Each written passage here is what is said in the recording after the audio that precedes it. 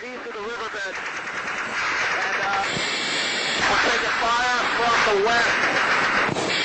Roger, stand by, we're popping smoke.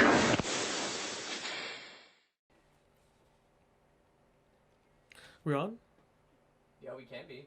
Yeah, man. Just turn it on. It's on. Yeah? Yes. All right. Sick. Well, I'll just do the intro now. Yep. Okay. Alrighty.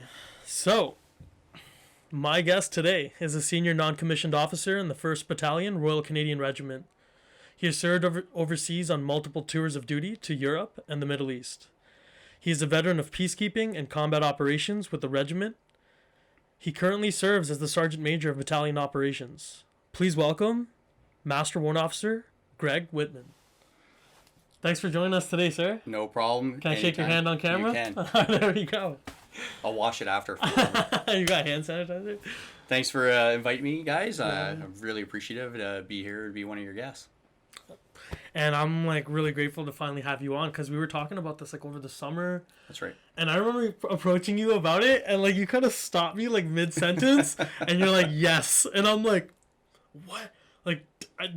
Sir, I was just wondering if you even knew what I was going to say to you. And you're like, yeah, Rick spoke to me. And I'm like, wow, I have messengers out here That's right. doing the good work. Yeah, awesome. And I'm glad to have you on.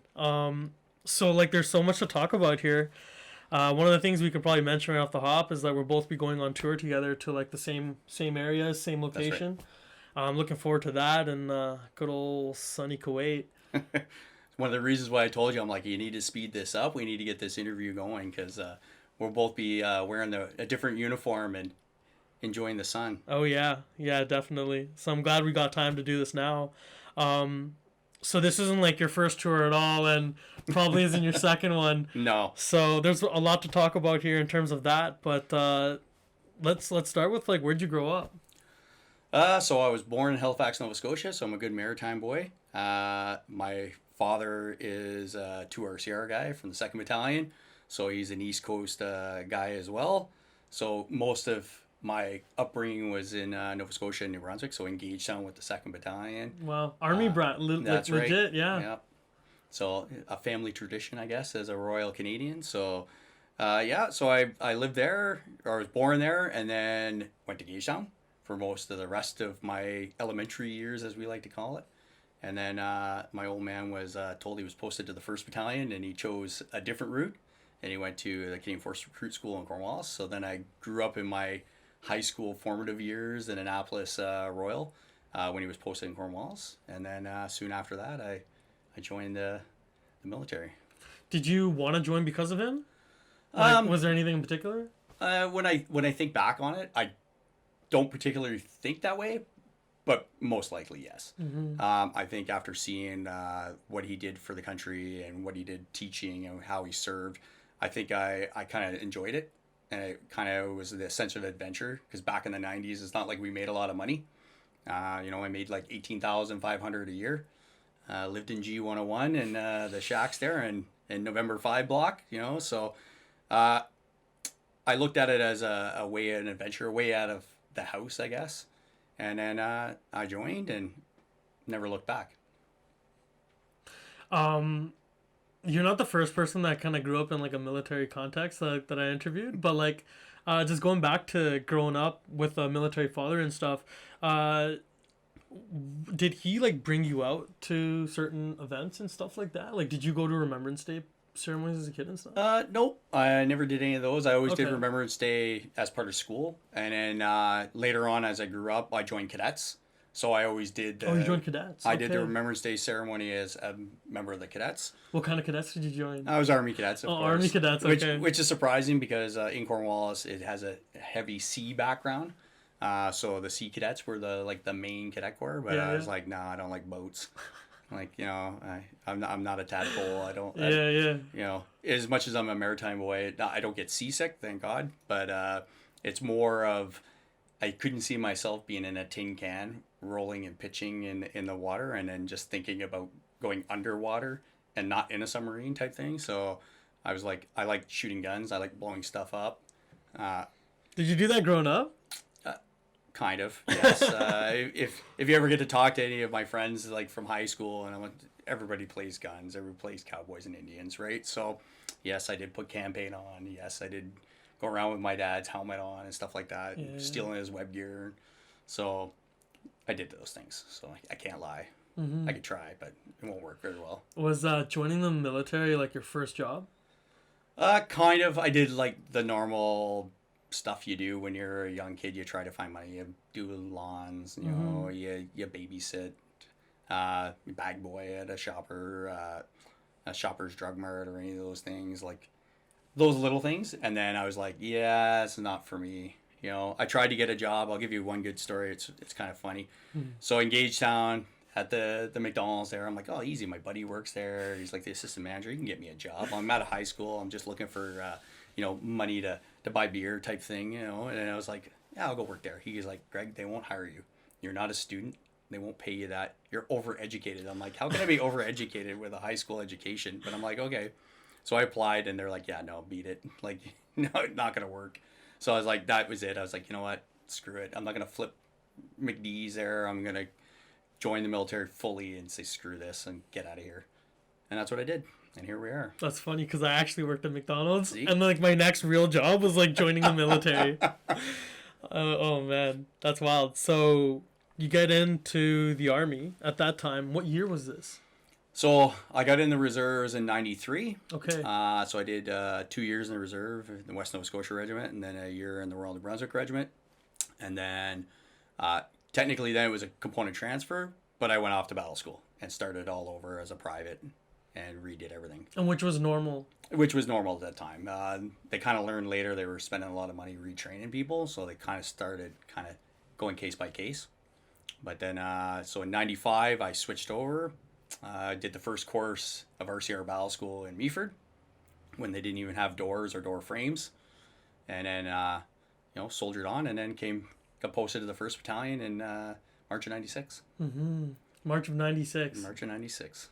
So did you go on any deployments during your reserve time? Nope. No. My name had gone in for multiple deployments during that period of time. Obviously, what was going on during that time? So mainly it was the UNPROFOR tours in Croatia and Bosnia. So those were starting to go, and depending on which unit was up, it would depend on where those reserves were kind of drawn. We've kind of fixed it a little bit better, so we're more regionally aligned. But at that time, it would go out across the CAF, and it was like people would pick up. So I know a lot of my friends down east went out on tours with the Van Doos. Some went on tours with the Patricia. Some went with the RCR. So it just depended on who was in the cycle at the time and then how many reserves they needed. That's interesting. So you get into the battalion. Do you remember what that was like? Yeah, I was the only new guy that went to my platoon, 12 platoon Delta Company back in the day when we had 4 rifle companies. Yeah. So I was the only new guy. Sorry, the battalion was moved to Petawawa by this point? Yes. Okay. So in the earlier 90s, they had moved up from London. So we were kind of like the second or third set of new guys that had come once the battalion had moved up. So I was like the first new guy that showed up in like a year. Oh, wow. Yeah, the previous ones were like the last course that went through Petawawa, and they came, and then after that it was nobody, and then us. Was your training in Meaford or Pet?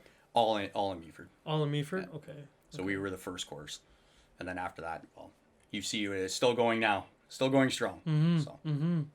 So you get to battalion. How does your career go from there?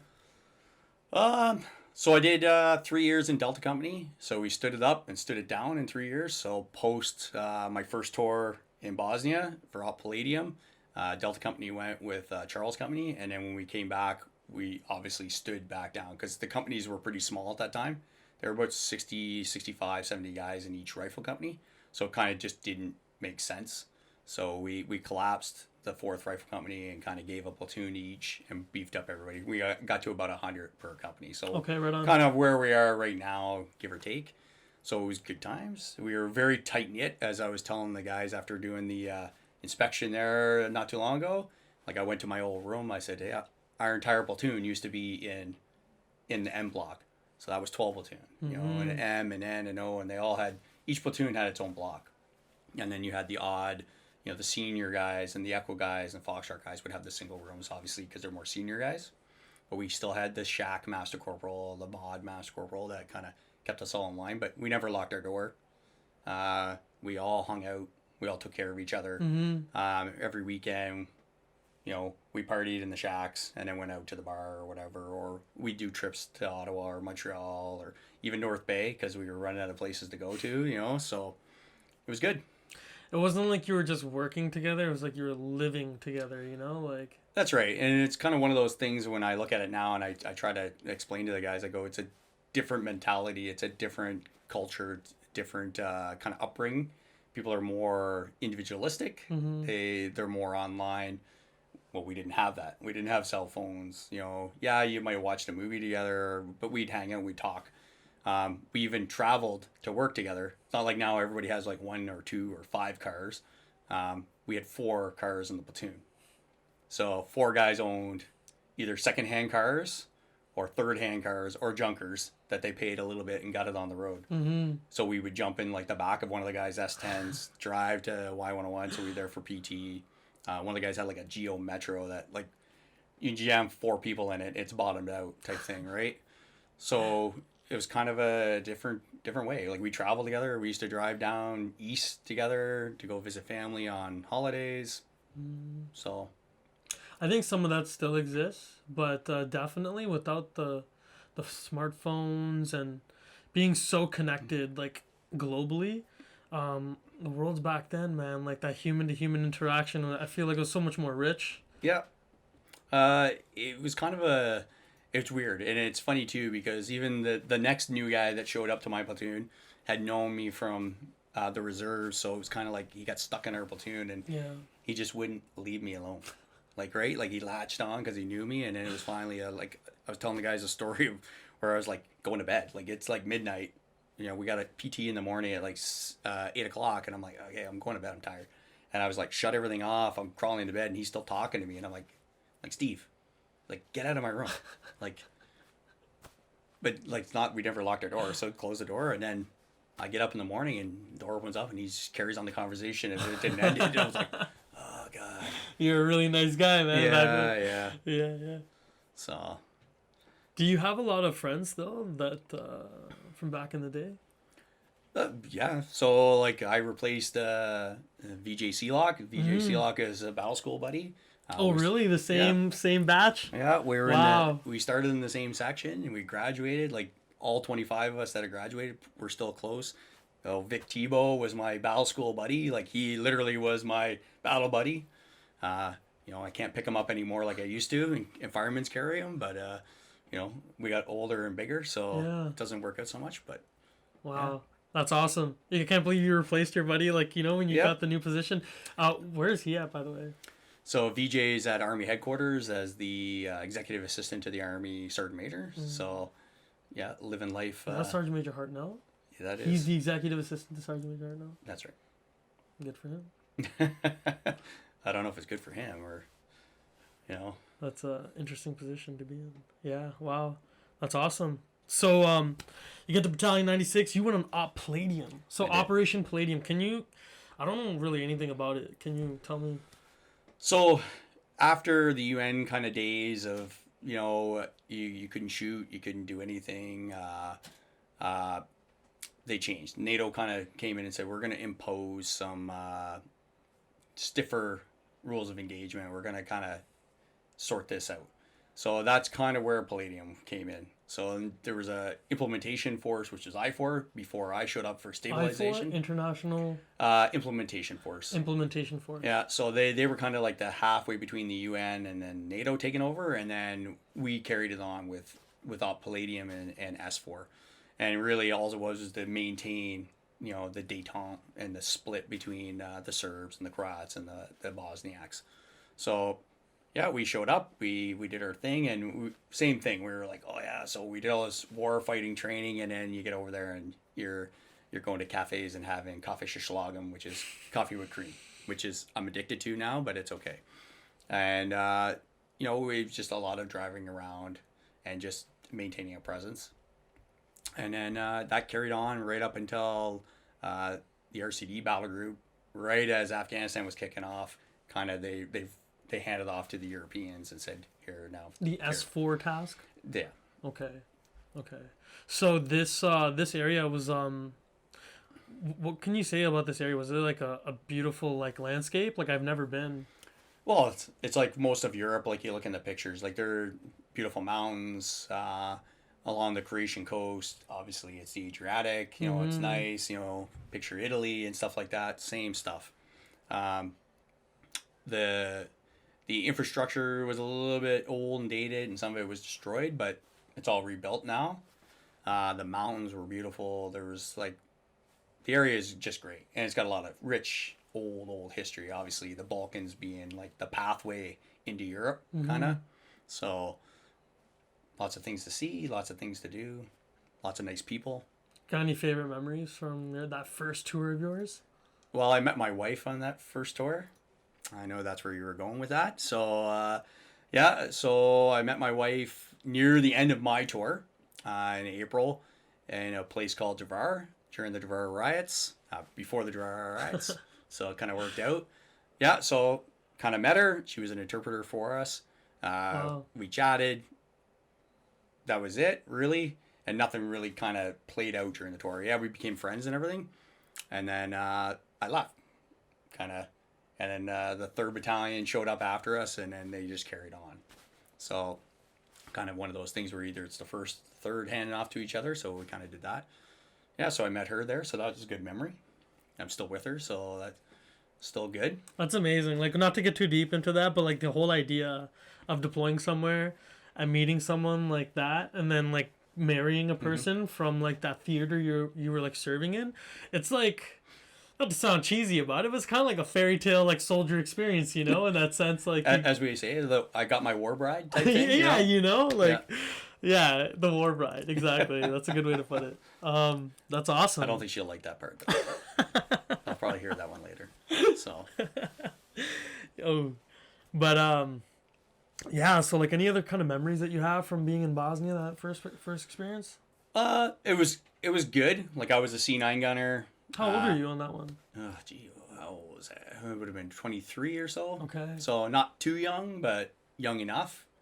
Yeah, it was a good kind of a broaching kind of new experience as a kind of a new guy. Like I was still a private. So were you a hooked private at the time? I was a hooked private, yeah. Okay. So it didn't matter because we were all hooked privates. So there really wasn't that many no hook privates, as we call them. Like other than like JP Christian was the only no hook private, but he was super new when he came to the battalion.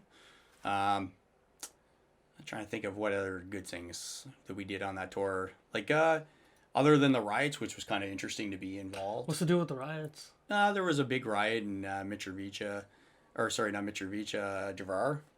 Mitrovica is a different tour. We'll get into that one later. Where basically it was a Serb town that the Croats had kind of occupied after the war. And then as part of the Dayton Peace Accord, they wanted to resettle the people that originally lived there before the war. So, of course, the people that are there now don't like new people coming in to take their own homes back. So there was a big riot. So it was like over 1,000 people kind of rioted and caused some issues for the whole thing. And the 1st Battalion, like the companies within the 1st Battalion and some of the other subcomponents all were recognized for their actions that day. So it was kind of, it all got sorted. Nobody got killed. Some minor injuries, but that was about it. That was like some legit peacekeeping right there. Yeah. Yeah. It definitely, as we like to call, the strategic corporal could have strategic implications of actions. A lot of actions could have happened that day that could have caused a lot of people to either die or basically the entire peace process to just disappear. But it all worked out somewhat, and then we all carried on our own normal way, and we were able to hand over after and walk away with our heads held high. So that's awesome. Yeah. Especially on a first deployment, going to an experience like that. Wow.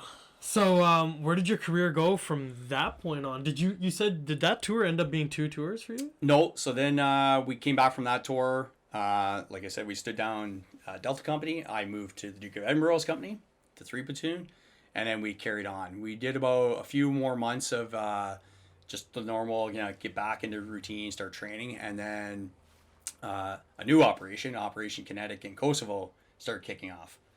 So as kind of back in those days, how it worked out, the normal cycle, the PPCLI, 1 VP was sent, and then the follow-on rotation was 1 RCR, and literally I took over from the exact same company that I took over from in Bosnia. So then we ended up in Kosovo. So we started training hard, and some of the pictures are in the Duke of Edinburgh's company now in the office. And then we launched on that Are operation. you in any of those photos? Back of my head, probably. You Yeah, know, some other okay. pictures, stuff like that. So, yeah, and then we launched there during the millennium. So, you know, the Y2K scare was going on, so we didn't know if everything was going to shut down. And then You were over there when the Y2K? I was over there, yeah. Were I was patrolling downtown Glogovac with a 77 set radio on my back, slipping and falling on ice all the time. And then when, you know, midnight struck, it was as one of the master corporals or sergeants that was over there sent in a shot rep, and he was like, yeah, multiple calibers, multiple rounds, 360 degree, and the whole sky lit up of people doing celebratory shooting. Anywhere from an anti-aircraft gun to a pistol. And for like anybody listening, like a shot rep is essentially like a contact report? Yeah, it was a shot rep. So shot reps when people shoot. So if you hear a bullet shot, and then you would shoot a bearing to it, kind of guesstimate the distance to it, how many rounds, what type of caliber, and then kind of the date and time, and then hopefully other people did the same thing, and you could triangulate the location, and then you can go and investigate it. Okay, it doesn't necessarily mean it's like enemy, but No. it could be just suspicious. That's right. It might not even been shot at you. Like these ones were shot in the air and around us, and it just looked like a laser show, and it was pretty funny. So That was on Y2K, like 2000? that's right. Wow, that's wild. Yeah, it was a good time. It was and that tour was kind of different. So the What do you way mean? the way it worked was, you know, like first tour in Bosnia, we were kind of like we were soldiers, and then later for Kosovo, the UN police hadn't shown up yet, so we were kind of the interim police as it was. So a lot of kind of the first stuff when we were getting there was dealing with like normal everyday domestic stuff that would happen. You know, somebody had a dispute with their neighbor, and people not so much speeding because there was no speed limits, obviously, and just normal everyday run of the mill like cop stuff. And then later on, when the UN police started getting there, we still worked with them, and we still did vehicle checkpoints with them. We still did joint patrols and kind of started figuring out what we needed to do. So that was kind of an interesting tour, but that one kind of ended quicker. So the mandate kind of ended about halfway through that tour. And then I just stayed on a little longer as a security platoon to like close down the tour. How long was that? That one I actually got 8 months out of that tour. So I got about a good 5 months with the battle group doing like actual stuff in Kosovo, and then I did another 3 months ish outside with the national support element as their security platoon. Okay. Was there like any deployment that went to like Macedonia in between? There was. So the 3rd Battalion, they had one where they were in Bosnia, and there was kind of a UN thing kind of popped up, Yeah. or a NATO thing popped up, and they went for like 30 days to Macedonia for a bit. I think if you look back at like the history or whatever, it's like the only successful operation in the history. The UN ops? Yeah, it's kind of one of those ones where the mandate was good. They went in, they did their thing, and then it actually did what it was supposed to. It was, I think it was like a preventative deployment, I think is in their title. Okay. And they actually did that. Wow. I had a sergeant on my leadership course back in 2012. He was a reservist from Cornwall, SDNGs. And I think his name was Jeff Clement. Anyways, good guy. He said that he was on that tour to Bosnia, and it turned out he had to go to Macedonia, so he got like 2 medals in one or something. Well, they get 2 3 tours in because you one. get your the peacekeeping your one, peacekeeping right? one. Yeah, That's right. yeah. Wow. So it's kind of like you get a 3 for. Yeah, yeah. That's wicked. That's wicked. So, were you like married at this point and stuff by Kosovo? Nope, still not married by Kosovo. So when I was in Kosovo, this is kind of the continuation to my wife's story, is when I actually got to Kosovo, like we kind of corresponded back and forth, but nothing like major or anything. And then I realized, I'm like, okay, when I was in Bosnia, I went on leave with like other army guys and stuff. I'm like, you know what, I'm going to try something different. I said, well, I'm in Europe, so I wonder if she wants to go on an R&R together or whatever, meet up and, we'll have some beers or whatever. So that's the way it started. So old school letter writing, send it in the post. It goes all the way back to Canada back to Bosnia because you don't, What? there's no Oh my inter-theater God. stuff. How long would it take to talk? A long time. And then not to mention our mail system wasn't exactly established. So I sent her a bunch of letters. Yeah. They were all staggered. By the time I actually got the letters back from her, it was like the first letter was like, hey, that sounds like a great idea. Cool. Like we're actually going further east, not west. Like normally people would be like, hey, let's meet in Paris or whatever, London. Here we are going to Sofia, Bulgaria. So she's like, that's cool. Then it's the next letter is like, hey, hello, what's going on? And then the last letter is like, you know, you're an asshole. Like, what the hell's going on? And I'm like, oh, God. And like, I finally got all these letters. So then I figured a way to actually call her from camp to camp and was able to kind of smooth things over. But we missed that window for that R&R. It was like, I was literally leaving the next day. So it didn't quite work out. So we kind of changed plans. And then I met up with her on my HLTA. I said, well, I'm going to Europe anyways. How about we just meet up? So we did. So I flew to Italy. I took the ferry across to Split in Croatia, which is just down the road of where she was working. And then we kind of got that. Which then there was also some hiccups for that, where the ferry was delayed. So I had to call my buddy, who was in 3 Hours Yard, and say, hey, man, can you call her? Because I can't get a hold of her to tell her I'm going to be late. Like, so every day I was like kind of going to the bus stop, seeing if she would get off the bus type thing. Finally, she did show up. And then the rest is history. Like, and it was my birthday as well. So it was kind of like we met on my birthday. And then from then on, she must obviously like me because she's still around. But then the rest is history. Man, that story is awesome. Like, you have to be a really patient person back in the day. When I say back in the day, man, but like, I know you're dating me. You're saying I'm old, right?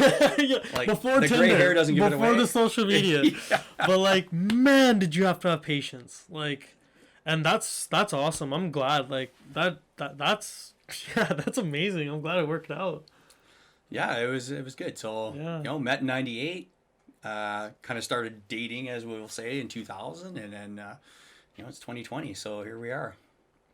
That's awesome. So like, this Kosovo deployment, were you like a corporal on this? I was a corporal then. I was You had some a salt on you. 3 or 4 IC, but we didn't call them back in those days. I was a Grizzly turret gunner and a backup driver for the AVGP. Grizzlies were packing what, like C6s on them? They had a 50 and a C6. A 50 and a C6. It was just like you were up in the turret on this? Yeah, you had like the little 1 meter turret is what they call them now. Electric with a little hand switch that would go left or right. Oh, yeah? And then a hand crank that would go up and down. And then you had same thing. You had this, similar to how the Lav is with the hand crank to traverse it. They had a non-electric one there, so you could crank that sucker around as well. Yeah, okay.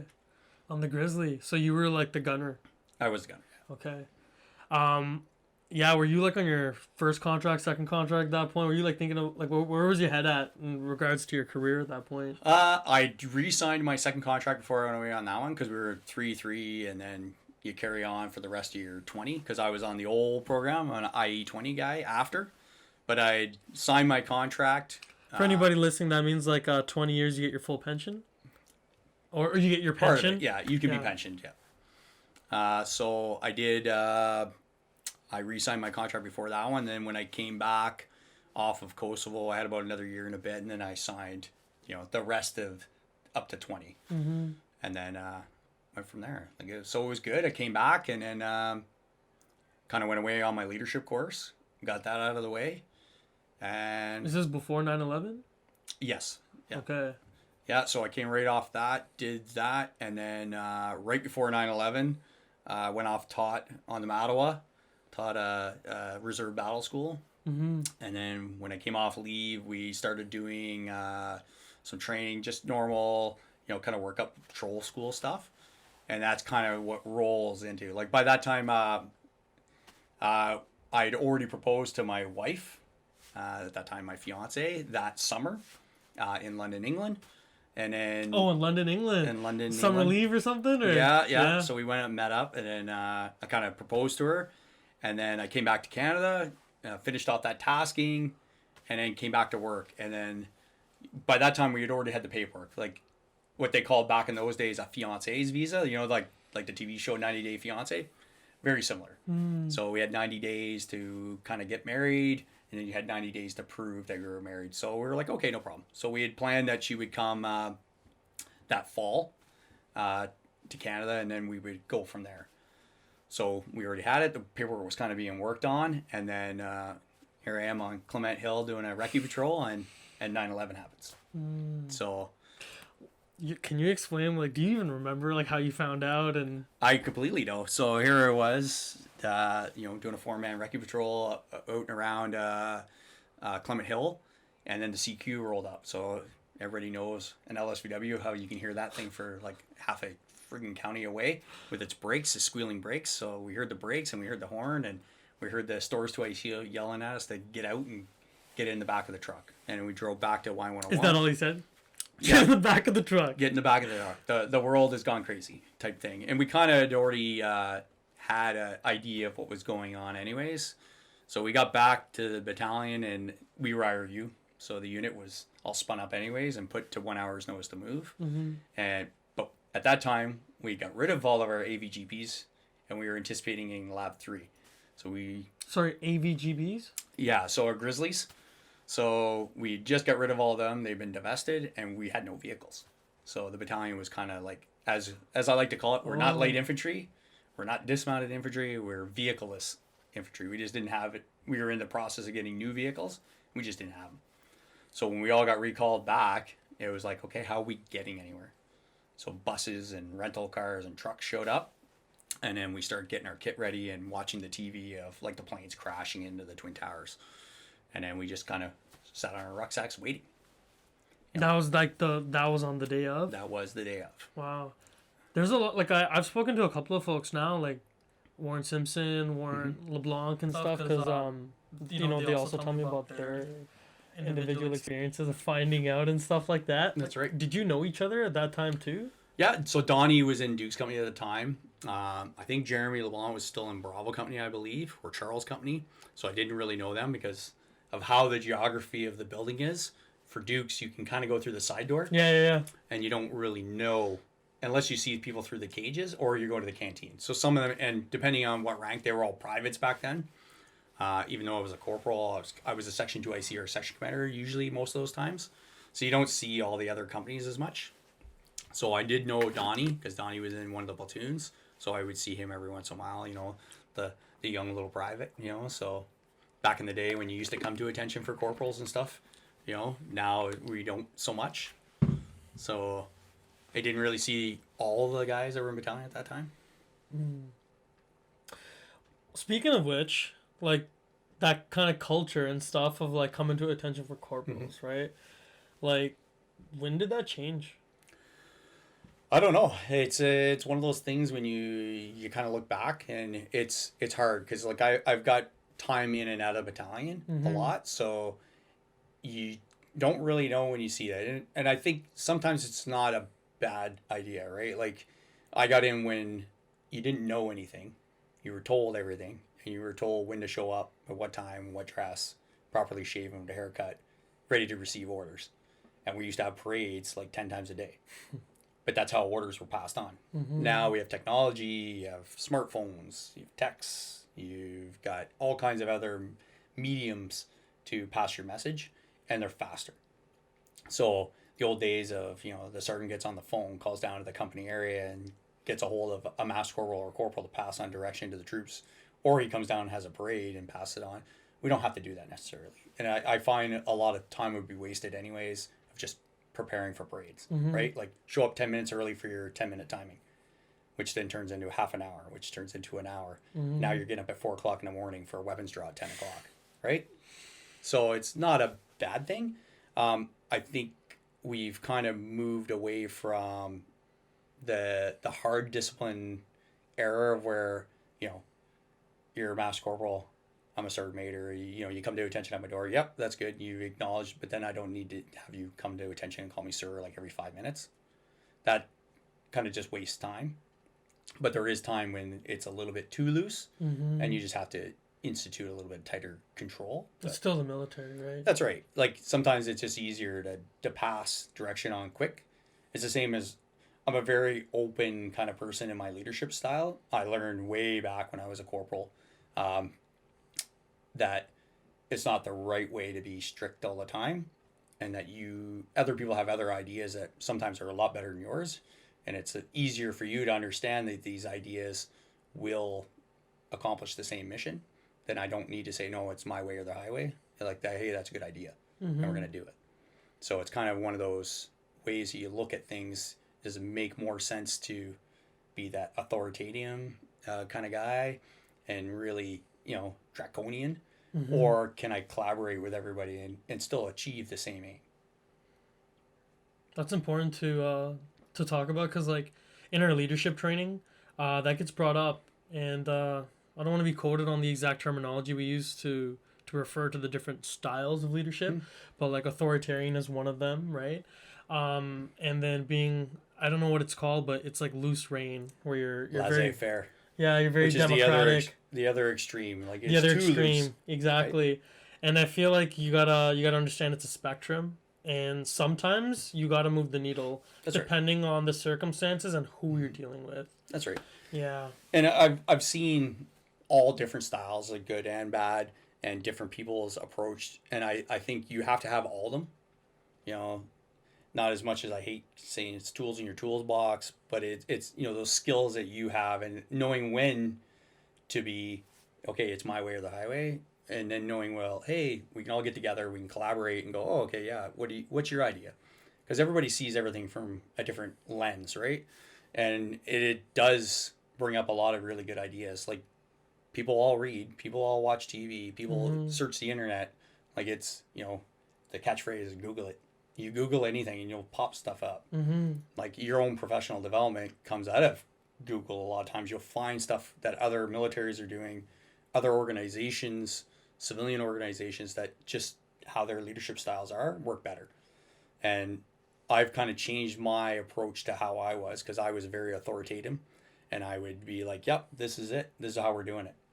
And then later on, it'd be like, well, that didn't even work. Like, if I would have just listened, somebody else had a better idea, or went and seen somebody else and went, hey, my peers, like, what'd you do in this instance? But there are times, and I know in combat, it's one of those things where, okay, I need you to do this. I'm going to make you cross this open ground to draw fire, because I do not know where the enemy is, and you're going to do it. And the guy did it. And then after I stopped laughing, because he actually did it and kind of zigzagged and the whole works, and I was like, oh my God, it was right out of the book. That was funny. Did it actually draw fire? Oh, completely. Yeah? But exactly, I was too busy laughing. I wasn't paying attention to where the enemy was.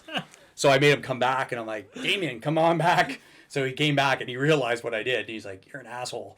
I'm like, yeah, I am. But now I know where that guy is, so we're good. Yeah. Wow. These experiences, and they teach you a lot of valuable lessons. Some good, some bad. And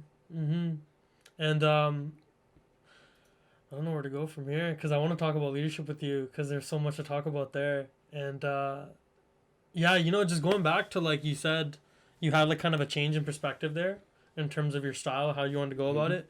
Did you actually have a particular experience that you remember that was like, okay, like maybe... Why do I got to change? Yeah. I did. So when I got promoted to Master Corporal, I got promoted in the First Battalion and posted to the 3rd Battalion. So I got... What year was this, by the way, and all that? It was 2003, right before my first tour to Afghanistan. Okay. So I got promoted and I got posted over. So previous to that, we had kind of exchanged some soldiers. We had sent some experienced guys over to the 3rd Battalion to kind of cross-pollinate, and they had sent us some of their newer guys. So we had sent guys that were in the Duke of Edinburgh's company with me over there early, that were like grizzly drivers and support company people.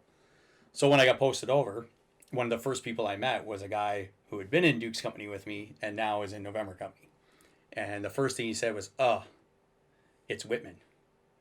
And I was like, well, that's a weird way to kind of greet me. This is a guy you worked with before. Yeah. In 1RCR. Yeah, and now he's in the 3rd Battalion. And I was like, oh, that's kind of weird. And so then we started talking. He goes, you were an asshole and just a downright dick. Just how you acted. And I was like...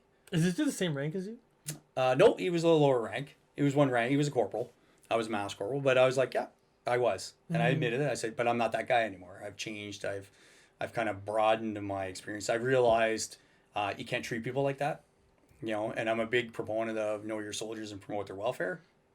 And I went, you know, I did some soul searching before I got promoted, and you know, I'm not chasing rank. I realized that, you know, if you're just a good soldier, on your own merit, you will get promoted to these positions. But again, attrition's your best friend. If you hang out long enough, you will achieve these ranks regardless, right? And I use that as a joke and a catchphrase, but really it's your own merit, right? So you don't have to step on the back of people. You don't have to stab people in the back. You don't have to push them out of the way. You have to show their faults. Your own merits and your own performance will get you promoted. So I realized that. And then I also realized, I'm like, well, if I treat people like that, and when I need them to perform, they're not going to. And it's not that I need them to perform for me. The mission dictates I need them to perform. So I was like, yeah, I soul searched. I figured out that that's not the NCO I want to be. I want to change my outlook and how I present myself to the soldiers. So I did that. And I told him the same thing. And he realized later on, he goes, you know what? You have changed. And I was like, good. At least, you know, I've proved to you. And we're good friends to this day. He's out now. I'm still in. But I still talk to him. I'm like, I'm glad you brought it up to me. Like, because sometimes you don't see, right? You're inside looking out. You're not outside looking in. So sometimes when you're told certain things, you're like, you know what? You're right. Or you close down and you ignore what's happening. And then you'll just not be a good NCO. You will falter. The thing about being told those things is like you have to be prepared to listen. Completely. Because somebody could tell you that shit and you won't listen. Yep. And then goes over your head and then you carry on doing what you're doing. And so having that open-mindedness prior and just always carrying that with you, I think is what makes you a good student. And you're always going to learn and be humble about shit too, right? And I think you had that, and that's why like you were able to like adapt your personality and stuff like that. Being open-minded for sure. Anyways, let's go back to like so you're at 3rd Battalion now. I am. It's 2003. It is. So now you're getting word that you're going overseas to Afghanistan? Yeah, I knew before. So kind of before I left the 1st Battalion, we kind of knew there was going to be 2 kind of deployments. There was going to be like the last deployment to Bosnia, and there was going to be the first deployment to Afghanistan. So we're closing one theater, like that's right. Opening another one. So it was kind of one of those things, like half of Duke's company, because it was going to be the rear party, is going to be split. So I kind of struck first and I said, well, okay, I'll take a posting to the 3rd Battalion. So the 3rd Battalion was really short master corporals, so a lot of us had to get posted over anyways. There just was no more room in the 1st Battalion. So we went over there. I got posted to November Company. So both my Afghan tours are with November Company 3 RCR.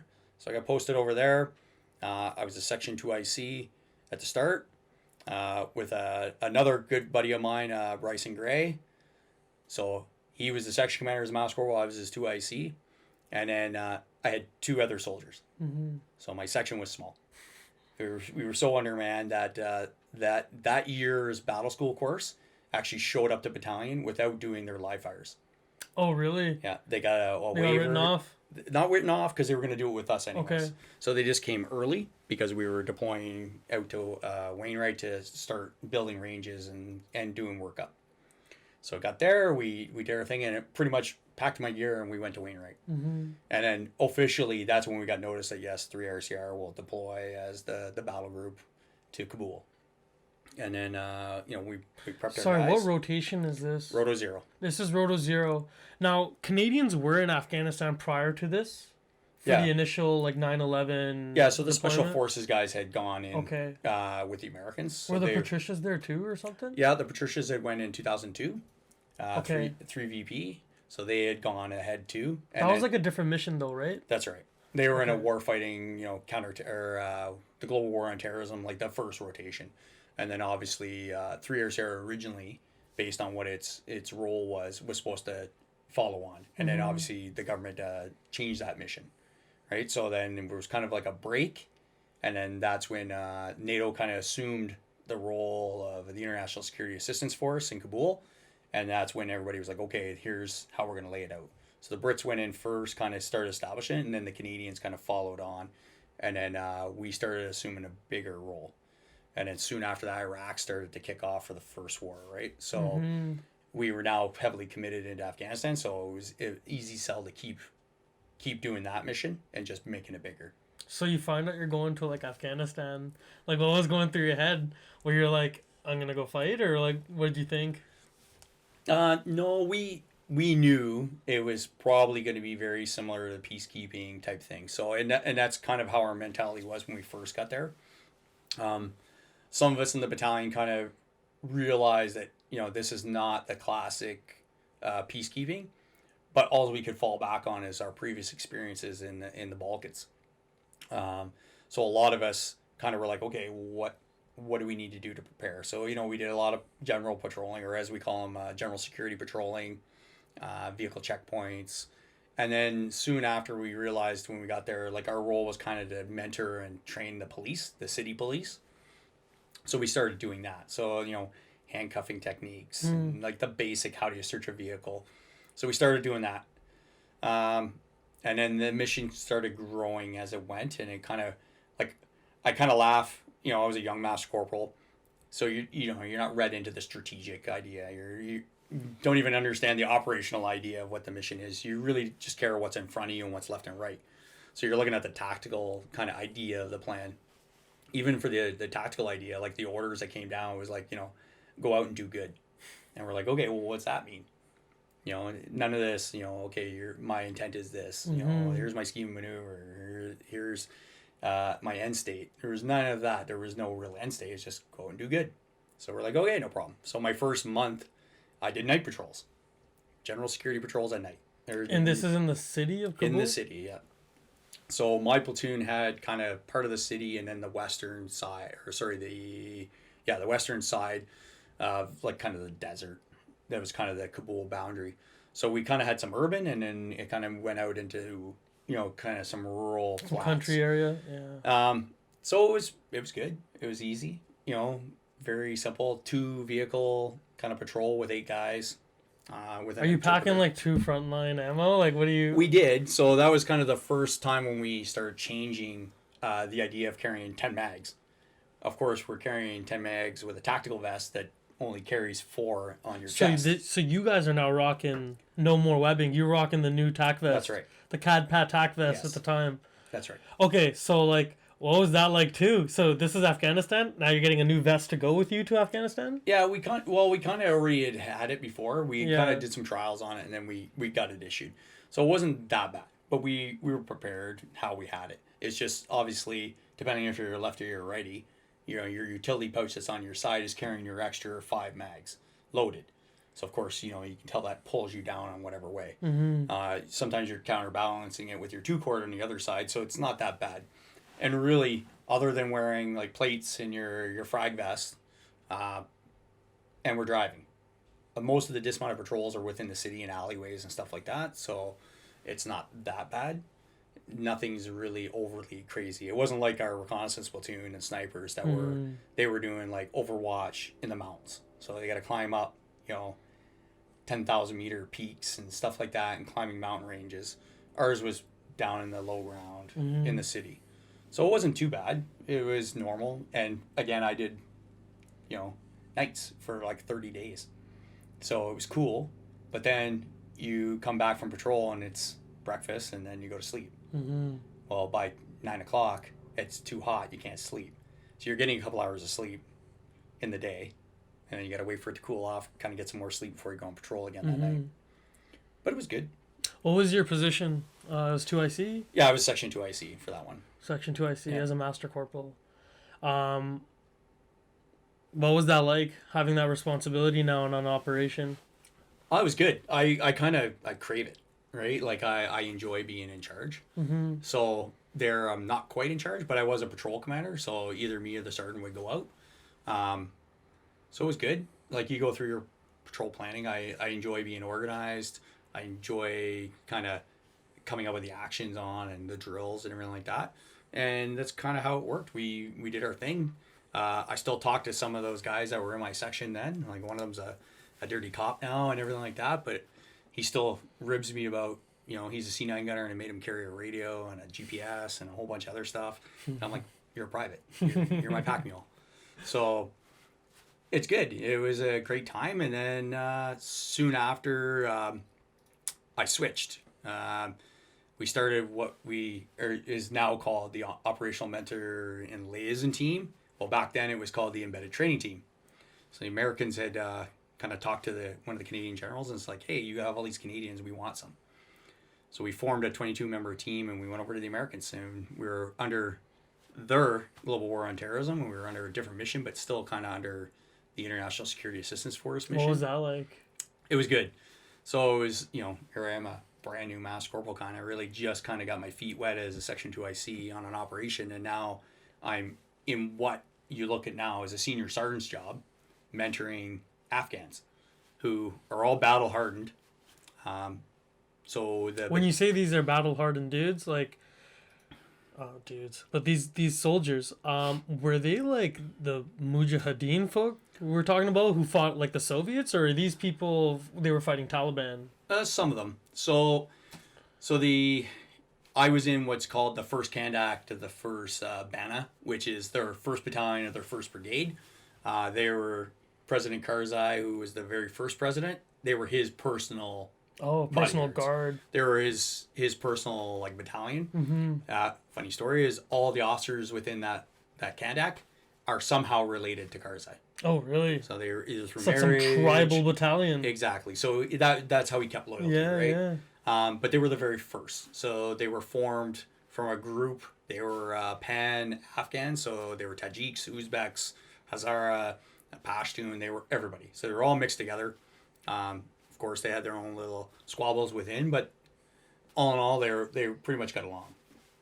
So they were pretty much organized the standard way a battalion would be organized. So I was in the second company. The second company there had the company commander was Hazara, mm-hmm. which is kind of like their lower class Afghani, but he ruled with iron fists, and he was a pretty competent guy. Their company second in command had been trained at like the university in Moscow. He was an electrical mechanical engineer.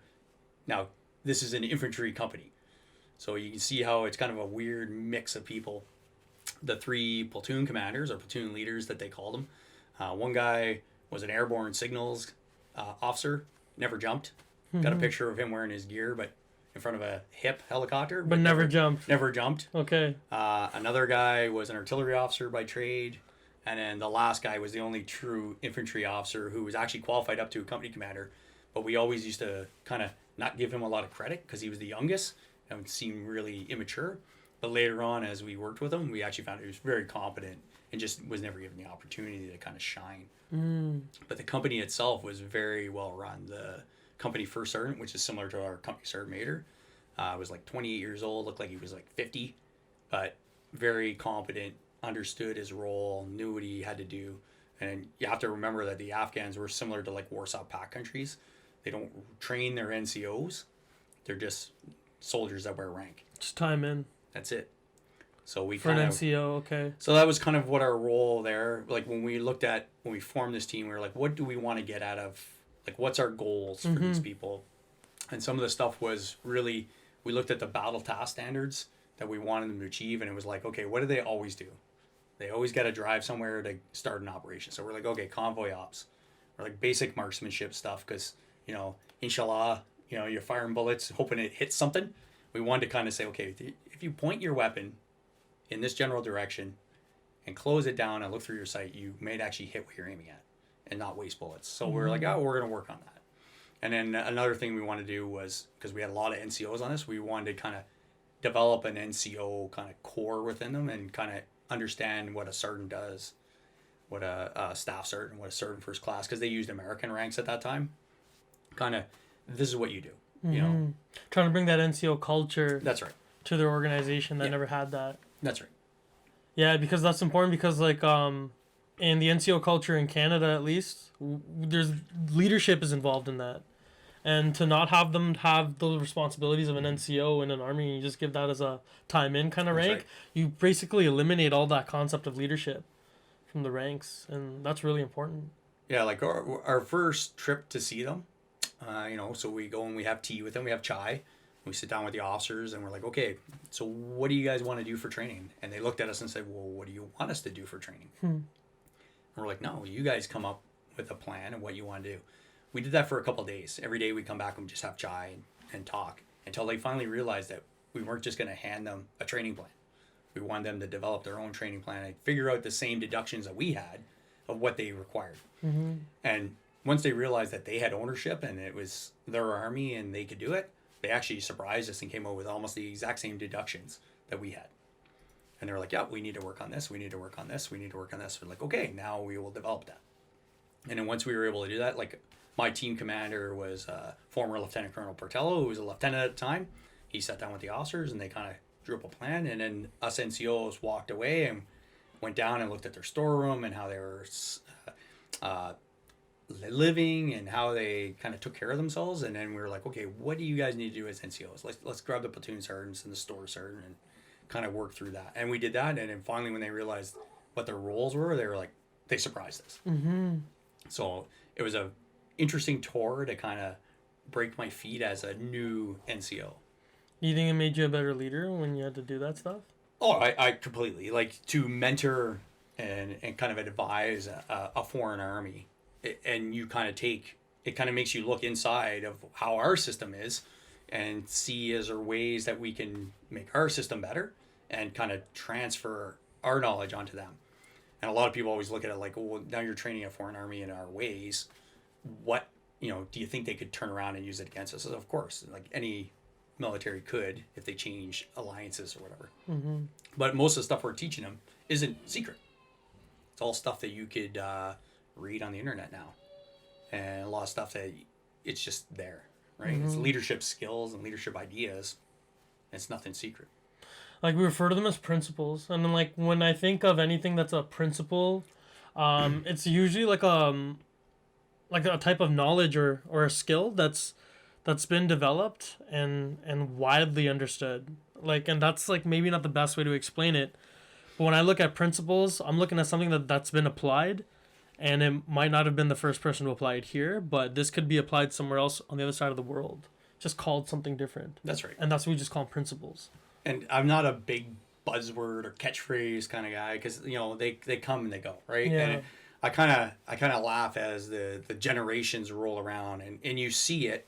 And I caught on to it a few years ago that it all depends on the flavor of what leadership course is being run at the time. Yeah. Whether it's for the officers, their staff school, or the command team course, like whatever person kind of was their mentor and kind of passed on like a vision or passed on that key principle, they echo it, right? And it's the same for our leadership course. So, you go on ICC now and your infantry section commander's course, and whatever that staff kind of echoed to you, you're going to pass along. And then when you move up the rank and you go on your platoon second command course, same thing. Whatever gets echoed on that. And then when you go to your sergeant major course, whatever gets echoed on that, and you kind of filter it down. So a lot of things you have to take with a grain of salt, and you kind of have to filter it and go, okay, is that what message I want to present? And it's very similar to how a new command team comes in, whether it's the commanding officer in the RSM, whether it's an officer commanding in his company sergeant major, or a platoon commander and the warrant. And it was funny, before I kind of went back and I pulled out my old, back when I was 4 Platoon Bravo Company, when I was first becoming a platoon warrant, and I wrote out my own philosophy and my own kind of tenets of command and what my philosophy was going to be and key bullets. And sure enough, I opened it up and I kind of read through it and I said, oh, like it's very similar to what I still hold today. Can you talk about some of those points? Like, do you remember? Oh, yeah. So, like, a lot of it, like, I already kind of mentioned one, like, knowing your soldiers and promoting their welfare, like, that is by far for an NCO the key. Like, I believe if you take care of the soldiers, they will take care of you. Do you remember a time where, like, you remember that happening? All the time. Like, I live and breathe it since I was a corporal. Like, since I became the very first junior NCO, and you're like, okay, like, how do I take care of people? And I think back to the days of, I come off a tasking, and yeah, I'm leadership qualified, and I walked in, and the warrant was like, oh, thank God you're here. I have no NCOs. I need you to do stuff. So I'm like, okay, no problem. I didn't even have a login for DWAN at that time, because a corporal doesn't get a computer, right? Like, so he's like, yeah, here's my login. Hopefully none of the USSOs are paying attention. Gives me his password, and he's like, I need you to, like, build a fan out. I need you to do a nominal roll, and here's all this platoon admin. So I do it all. And of course I'm like, oh, I can't do all this. There's like 30 people in the platoon. So I go downstairs. I'm like, who's got hooks on their sleeves? And I grabbed 3 guys and I said, you're now section commanders. I said, this is all the information I need. And off they went. And then at the end of it all, I actually think back that here I am, a corporal acting platoon 2IC, to when I'm a actual warrant platoon 2IC. And I did more admin back in those days to do OTs, accelerated promotions, just general stuff back and forth with the BOR to make sure that troops admin pay and stuff like that was sorted. And then when I became a warrant, well, I had 2 sergeants. I had 4 master corporals. Like, I had all these senior corporals that now in the battalion, most of them are sergeants or warrants, right? So it was easy to go, look at them and go, okay, I need you to do this. I know that you're trained to do it. Do it. Back then, I had hook privates that I'm like, pull your field message pad out, write this note down, and get me this information, like now. And off they went. So it's funny that, as we always say in the infantry, like, you know, you're always training for the next 2 jobs ahead of you because you will be doing it, right? So, and it's almost too late when you show up. Oh, and now you're a master corporal, and I think I'm going to be a section 2IC. No, you're the section commander. Sometimes you'll be the platoon warrant. Yeah. So. Yeah. And it's interesting because I was talking to like Jeremy Warren LeBlanc and his stories overseas and like his experiences and definitely gonna go and ask you about your experiences overseas as well. But Operation Medusa was one of the first major battles that our battalion or just our army was really involved in, and the casualties that occurred there in the leadership positions, it required guys to step up. And didn't matter if you're quals at that point, because if you're qualified, you're expected to. That's right. But there were some people stepping up that they were the ones who had the leadership in them. And they took control, and you have to be prepared to do that. That's right. And as much as like the circumstances are right now, we're not at war, but knowing that this is what we're here to do, this is why leadership in our field of work matters so much. And being able to understand responsibilities and caring about what that guy does in a position above you. Because if you don't and you try to do the most minimal amount of work, there might become a day where you'll have to step up. Whether it's in a real life battle or it's just like administratively. Even administratively, so much stuff happens here that's impactful in people's lives. That's right. So yeah, like... I can kind of still relate with someone coming downstairs and saying, I need you guys to come and fill in as a section commander. It happens. It happens. I kind of laughed at, you know, you can't be tied to your desk all the time. And you truly got to get out and see the troops. Like, I'm the operations sergeant major. I live and breathe Excel spreadsheets, CFTPO, and monitor mass. But I still get out and I go down. And the reason I do go down is because... I'll give you another good example. Here I'm walking through when the new platoon commander showed up, and this young second lieutenant's like, I'm like, hey, sir, how's it going? And he's like, hey, sir, major, not bad. Who are you? And I my snap reaction was like, who the fuck are you? Type thing. Like that. Like, what? And then I'm like, oh, he's so new, he doesn't know who I am or what I do. So, you know, I explained to him, and I'm like, and that's one of the reasons why I walk into, it's very unnerving. Obviously, when a sergeant major walks into a company lines, into like the platoon area, and I'm just looking around, and they're like, "Uh-oh, what's going on?" I'm like, "Oh, guys, I'm just seeing who the faces are and what's going on, and just seeing how things are." Because I don't know everybody. You know, I left the battalion in, was it 2017?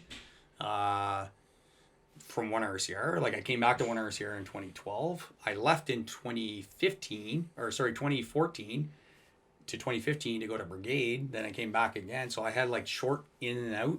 And in that time, things change. Like even now, like, you know, we're living the life of COVID.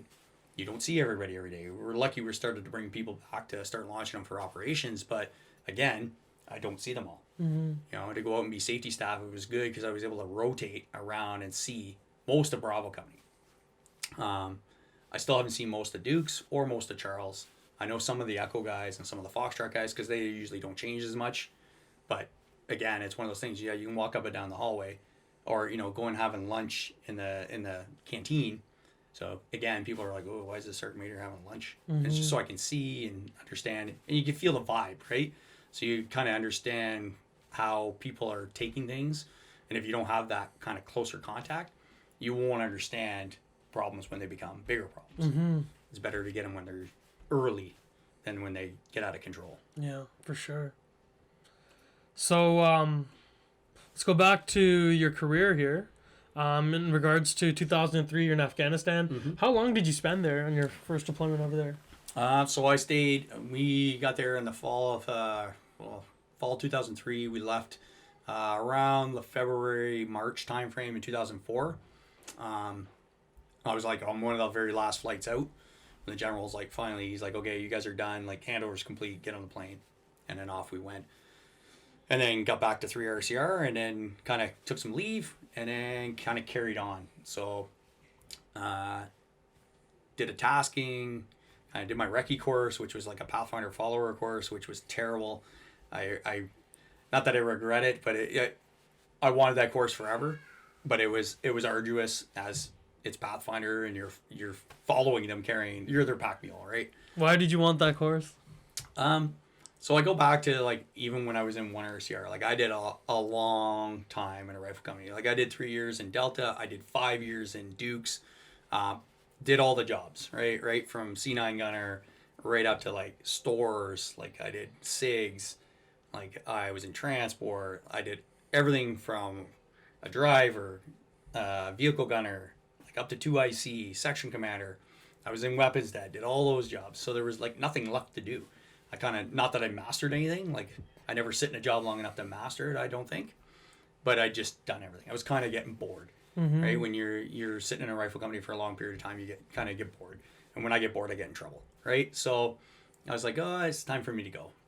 At that time, I was supposed to go to anti-armor and then get qualified in anti-armor. Didn't happen because I was leadership trained. So they're like, no, you need to stay in a rifle company. So I was like, okay. So when I got to 3 RCR, I was like, oh, okay. I went away on task and came back. And they're like, hey, a recce course started. I'm like, hey, I wouldn't mind taking that. Mm-hmm. So like, okay, well, you're not slated to teach anymore. You already did your part this summer. You can do it. So day one when I showed up, I was like, here's the course officer talking, giving his speech. And he's just like, effing this and don't screw this up and don't screw these guys over. And I'm like, what is he talking about? And that's when, oh, you don't know? This is a Pathfinder follower recce course. I'm like, ugh. Well, can't back out now. I'm here. And then away we went. For anybody listening, like, can you explain what you meant by like the Pathfinder follower course? Yeah, so you're not a candidate on the Pathfinder, the Patrol Pathfinder course as it is. You just follow them on by carrying all their kit to make their platoon, right? You're the training aids, as we'd like to call them. In order to allow them to have bodies to order around, carry, do all the tasks that they have. So they do all the leadership tasks. You do all the minion tasks, right? You're going to go man that vantage point. Go man the cutoff. Go man the C6. Carry that radio. Do all that stuff. Because obviously, by the time we had shown up, there was only 6 left of the Pathfinders. So it's pretty small. Like 6 Pathfinders can't carry enough kit to do all the tasks that they have to do. So we show up and we become their follow-on force for the tasks that they have after, plus their pack mules, so they actually have a platoon to kind of use. Mm-hmm. So it was a very long course.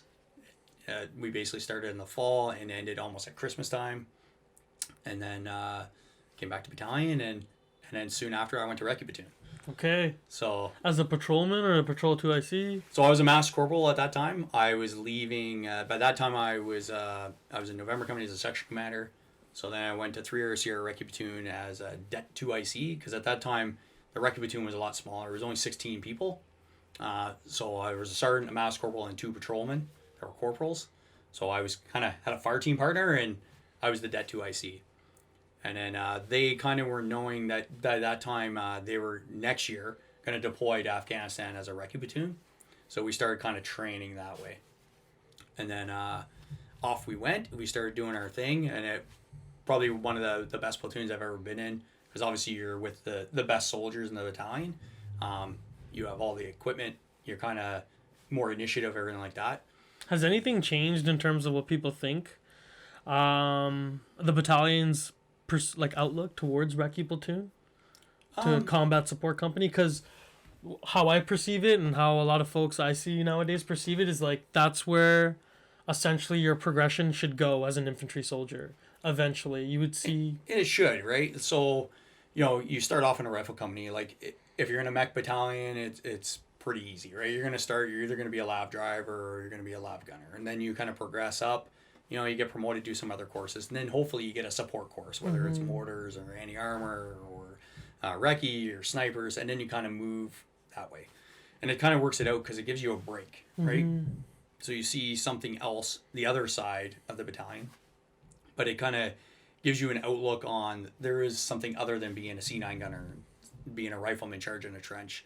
So, like for me in recce platoon, it was more of, okay, you're leading the battalion. You're the eyes and ears of the battalion. You're the CO's kind of forward look or even deeper look into what the battle space looks like. And then you're giving that kind of firsthand information, like we always say. So when I started hearing about the recce course, I started understanding that orders is a big part of, and mission planning is a big part of being a good patrolman. And so now I'm starting to, after like a decade of being in the military and being able to communicate things a little bit better, I see that critical thinking is a skill that's really emphasized in that side of the house in terms of the battalion, where you in small teams are now functioning and collecting information, analyzing it, and then feeding it back up, and essentially impacting the rest of the battalion now as such a small team. And so I find that critical thinking, analytical thinking, is definitely really emphasized on that side of the house. Yeah, and it goes back to how we were talking about, like, the initiative, right? Yeah. So a lot of times we just don't want you head down carrying 120 pounds on your back, show up to a place and just observe. Like, you need to be able to now make deductions of like, I think the enemy are doing this. And now, hey, when I look at the ground, where do I set up an attack position for a company? Where do I set up a fire base for a company? Like, how you look at a piece of ground and figure out things. So you're kind of like setting things up. And I've been a recce commander for like passing on like an objective report to officer commanding and go, hey sir, like this is what I've seen, this is what I've kind of recce'd, and here's kind of some protected ground for you to do this and this. There's my recommendation of where you can put your attack position and where you can put your limit of exploitation, and just be aware, here's some danger areas that you might want to look at, maybe put some artillery on that area or some observation. And I've had OCs look at me and go, yeah, that's great, we're going to do that. And I've had other OCs where they're like, no, I don't like your plan, I'm going to do this. I'm like, okay, sir, that's a recommendation. Like, what do you want? What's my follow-on task? What do you want me to do next? Do you need me to screen somewhere for you? Do you need me to push on to another objective? What do you want? And then kind of play off that. And then I've watched other attacks falter because they don't take the guy on the ground's recommendation. And it's the commander's call on what he wants to do. So sometimes he may have something in his head that he's been told. But again, the guy on the ground sometimes has a better eye view. And I've been like, hey, and then at the end of some of these attacks, in the after action review, it's like, well, why didn't you listen to Master Corporal Whitman? Like, he gave you some pretty good information. And they'd be like, I mean, that's a great opportunity to be an advisor and like being able to pass on your deductions. Cause like, again, going to critical thinking, you're now in a position to like look at the why. Yeah. Why is it important to maybe set up a position here versus there?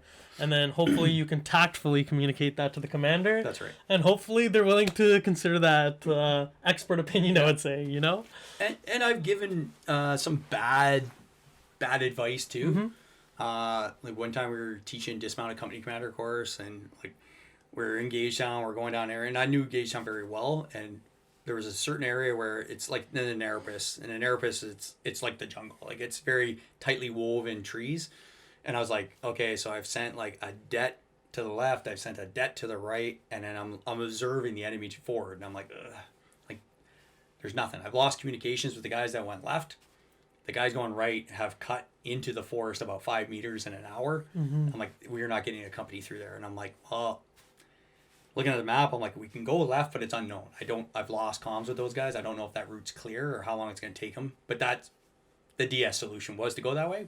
And as an offhand joke, I was like, well, sir, we can put fire on the enemy here and smoke it off, and you just go straight down the hill and come right into them, which is their kill zone, right? Like, no, you're not doing that. And he's like, sounds good. And off he went. And I was like, ooh, crap.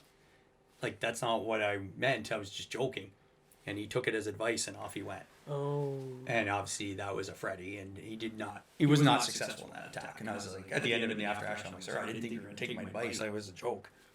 What did he say? Do you remember? He's just like, oh, well, I got a do-over, so I'm like, sounds good, sir. I'll make sure I keep my mouth shut and I give you the proper advice.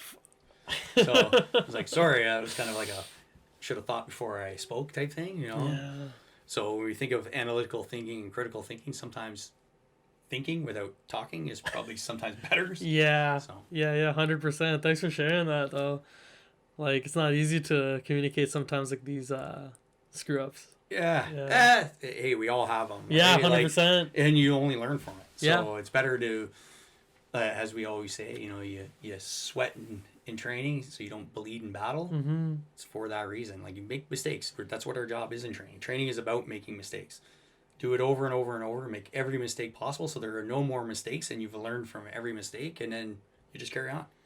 I want to talk about the training establishment that we have. Like, we have different areas of it that function. Some of them developing us at a basic recruit level. Some of us developing us occupationally, and then another side of it that develops.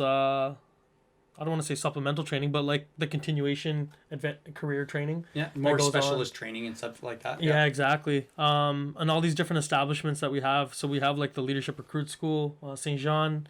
We got the Battle School in Meaford. We have the Combat Training Center in Gagetown. We have an Advanced Warfare Center and stuff like that as well. So all these different training establishments. I've gotten to work at least the RCR Battle School. Mm-hmm. And that was a great time. And were you able to go teach there as well? Yeah, I did. And so my my second tour in Afghanistan in 2009, I was posted to Meaford to be a DP1 instructor for like basic infantry. So I did a year there. While I was there, I also went off on my warrant officer's course. So when I came back, then I carried on as a course warrant. So I taught there. I also taught leadership there. So I taught a PLQ as well. And then after I was done that, I went to base ops and did a year before I came back and did my platoon warrant time. Mm-hmm. So, and it's kind of one of those things where it kind of comes full circle. You know, you do battle school there. So you're kind of have an insight to, and you, as a certain sergeant I knew, a good friend of mine goes, pain, misery, and suffering. Mm-hmm. So that's what we teach. We teach pain, misery, and suffering on QL3 or DP1.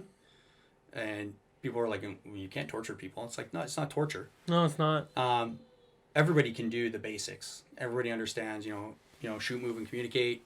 Our job is to teach you all the weapon systems at the basic level, how to teach you basic tactics, how to go out and do field craft and battlecraft, and to bring your fitness level up to the minimum level. And really the one thing you can't teach is that mental part. Mm-hmm. You know, the mental resiliency, the mental capacity to have pain, misery, and suffering. And a lot of people look at it and, well, you can't make them do that. And I'm like, well, you can. You can impose stress. Mm-hmm. You can impose uncomfortableness, right? Because really that's what it is. For us in the infantry, it's, I can teach anybody to do any of the skills that we have to do. But what I can't teach is I can't teach you to be mentally fit. Yeah, to be resilient. Exactly. I can't, you have it in you and I can give you things to help you with it. But what I need to do is to impose it on you. So sleep deprivation, the cold, the hot, extra weight, battle inoculation through noise, stuff like that. And during many of the courses that we taught there, as we went along, like we start, obviously, the first thing you do is you impose sleep and stress, right? Mm-hmm. Like, you know, kit and quarters, everybody's like, kit and quarters should just disappear. Well, the kit and quarters part is not about, making sure that your hospital corner is at a 45-degree angle. It's not about that you don't have a lint on your uniform. It's about, can you take care of yourself in the field? Can you take care of others in the field? And attention to detail. So when I tell you, I want your hospital corner at 45 degrees, in reality, I do not care that it's at 45 degrees. It's, can you follow direction? And can you do it right? Mm-hmm. And then take care of your stuff. So I think back of when I did battle school, like, you know, my bed was so tight that I'd have to shimmy into it. Thank God I was half the size I am now, and I could slide in and slide out with it and smooth it over so I could pass inspection. But it wasn't about making it as tight as possible, right? But it was also about my sergeant giving me direction and going, this is what I want you to do. He wouldn't tell you how much time you had, but you obviously know you have until the next day to get all these things done. Whether it was ironing your uniform, whether it was polishing your boots, your station jobs you had to do to keep the rest of the quarters up to speed. So a lot of people, when they look at that, and they go, oh, it's kit and quarters. And I said, that's why it's not assessed anymore. It's assessed as a different aspect, because that's really what it was. Yeah. So the pain, misery, and suffering is what it is. You know. Yeah, when I look at when I look at like when we're training candidates, I think that looking at attributes of that personality of that person is really important, and we don't do enough of that. Like when we do weeklies, we talk on it. Like, what's this person's what do you have to say about this person's level of dedication, team working abilities, and so on and so on. But how much of an emphasis we place on their attributes isn't as much as the skill. Because, like, at the end of the day, if they pass everything, they're going to come over to the battalion. Yeah. But if we start looking at the attributes, I think we start finding people that are better suited for the trade than other ones. But I guess we would have to, like, spend a lot of time and resources looking at that stuff. But in your own opinion, like, how do we get the best people to be prepared to come here? It's a hard one. Like, even for other trades and everything like that, like, you know, obviously the personal selection officer, when they do their aptitude tests, it gives out a wide spectrum, right? Like, obviously when I went through, it was the same way. Like, I remember going through a recruiting process, they gave me my sheet. Back in those days, they'd highlight it, what you were qualified to do. So when I got mine, being Whitman, a W, I was like the last guy to get it, and the guy who gave it to me was like, he just never highlighted anything, and I was like, oh my god, I'm not qualified to be anything. And he goes, no, I'm lazy. I just did like 50 of these. You qualified for everything. But he goes, you're not so good at math, so maybe the tech trades are not, you'll have trouble in it. I'm like, well, that's good. I only want to be infantry anyways. But we don't really select, right? We don't do, like you're saying, there's no attributes, right? So usually, like I say, I want to redress my entire career because I never seen the video about camping. Right? Do you like camping? I don't mind camping. Now, don't like camping because I do it as a nature of my job, right? I'm also one of those kind of weird people that I'm in the infantry and I don't like being dirty. I don't like camping or camming up. I don't like to sweat. These are all things that happen to us, right? Now I'm a desk jockey now. I don't do most of that stuff. But again, those are things. So when we kind of put them through recruit school, we're converting a civilian into a member of the military. And a lot of people are like, well, we're making soldiers. We're not making soldiers. Then they go on to army establishments, and whether they go to the training centers at the divs, the combat training center, those start to make soldiers. And then there's another step. You know, now you've got the basic level of training and skills, and then you come to the battalions and the units, and they are supposed to. That's why a hook private is a private trained. We don't consider a person trained until they receive specialty training. So you could be a battle school graduate until you get a DP2 course, you know, whether you're a driver or a gunner, automatic grenade launcher guy, a recce guy, a sniper, you have no skill because we don't believe in that. And those are like kind of sub-MOS IDs, but we don't really kind of follow that. The Americans do, right? Like they have sub-infantry MOS. That's right. Like they have machine gunners and motormen and drivers and they sole source that way. But they have tons of people. We don't. Yeah. So, you know, like we say, you know, you have multiple qualifications, but you're a master of none. Yeah, jack of all trades, right? Yeah. That's right. Right? And that's why Master Corporal is the hardest appointment and rank to kind of work, because you're expected to be a sergeant, but really you're an overglorified corporal that has an appointment. So you're kind of like, you're stuck. So you get all the crap jobs and no recognition for it. But I find it's the critical piece of the rank structure. Like they are the base of everything. And you're the middle ground between the NCMs and NCOs. So if you kind of learn your leadership style there, and then you progress it as a senior NCO. So the training system, that's why Master Corporals are the key instructors, and they're the same in battalion. You know, we lean heavily on our ICC qualified corporals now, but in reality, they're Master Corporals, and they should be appointed to that, and then have the authority now to teach and to kind of hold that rank. Doesn't matter if yesterday they were a corporal, now they're a Master Corporal. It's kind of like, I always laugh. I'm like, where's the Master Corporal book? You know, when you get promoted, like, here you go. And then there is no master corporal. Well, It's like all on the job you where you figure do it most out. of that learning. Yeah. You figure it out. And as I look at how our infantry progression works, I do believe that, like, you know, you're in battalion up till you're a master corporal, and then when you've got your kind of your baseline section 2 IC jobs and maybe another job under your belt, you leave and you move to a training institution to kind of pass that knowledge on and kind of develop your own kind of leadership and administration and stuff, and then you come back. And then when you come back, you're a better person for it.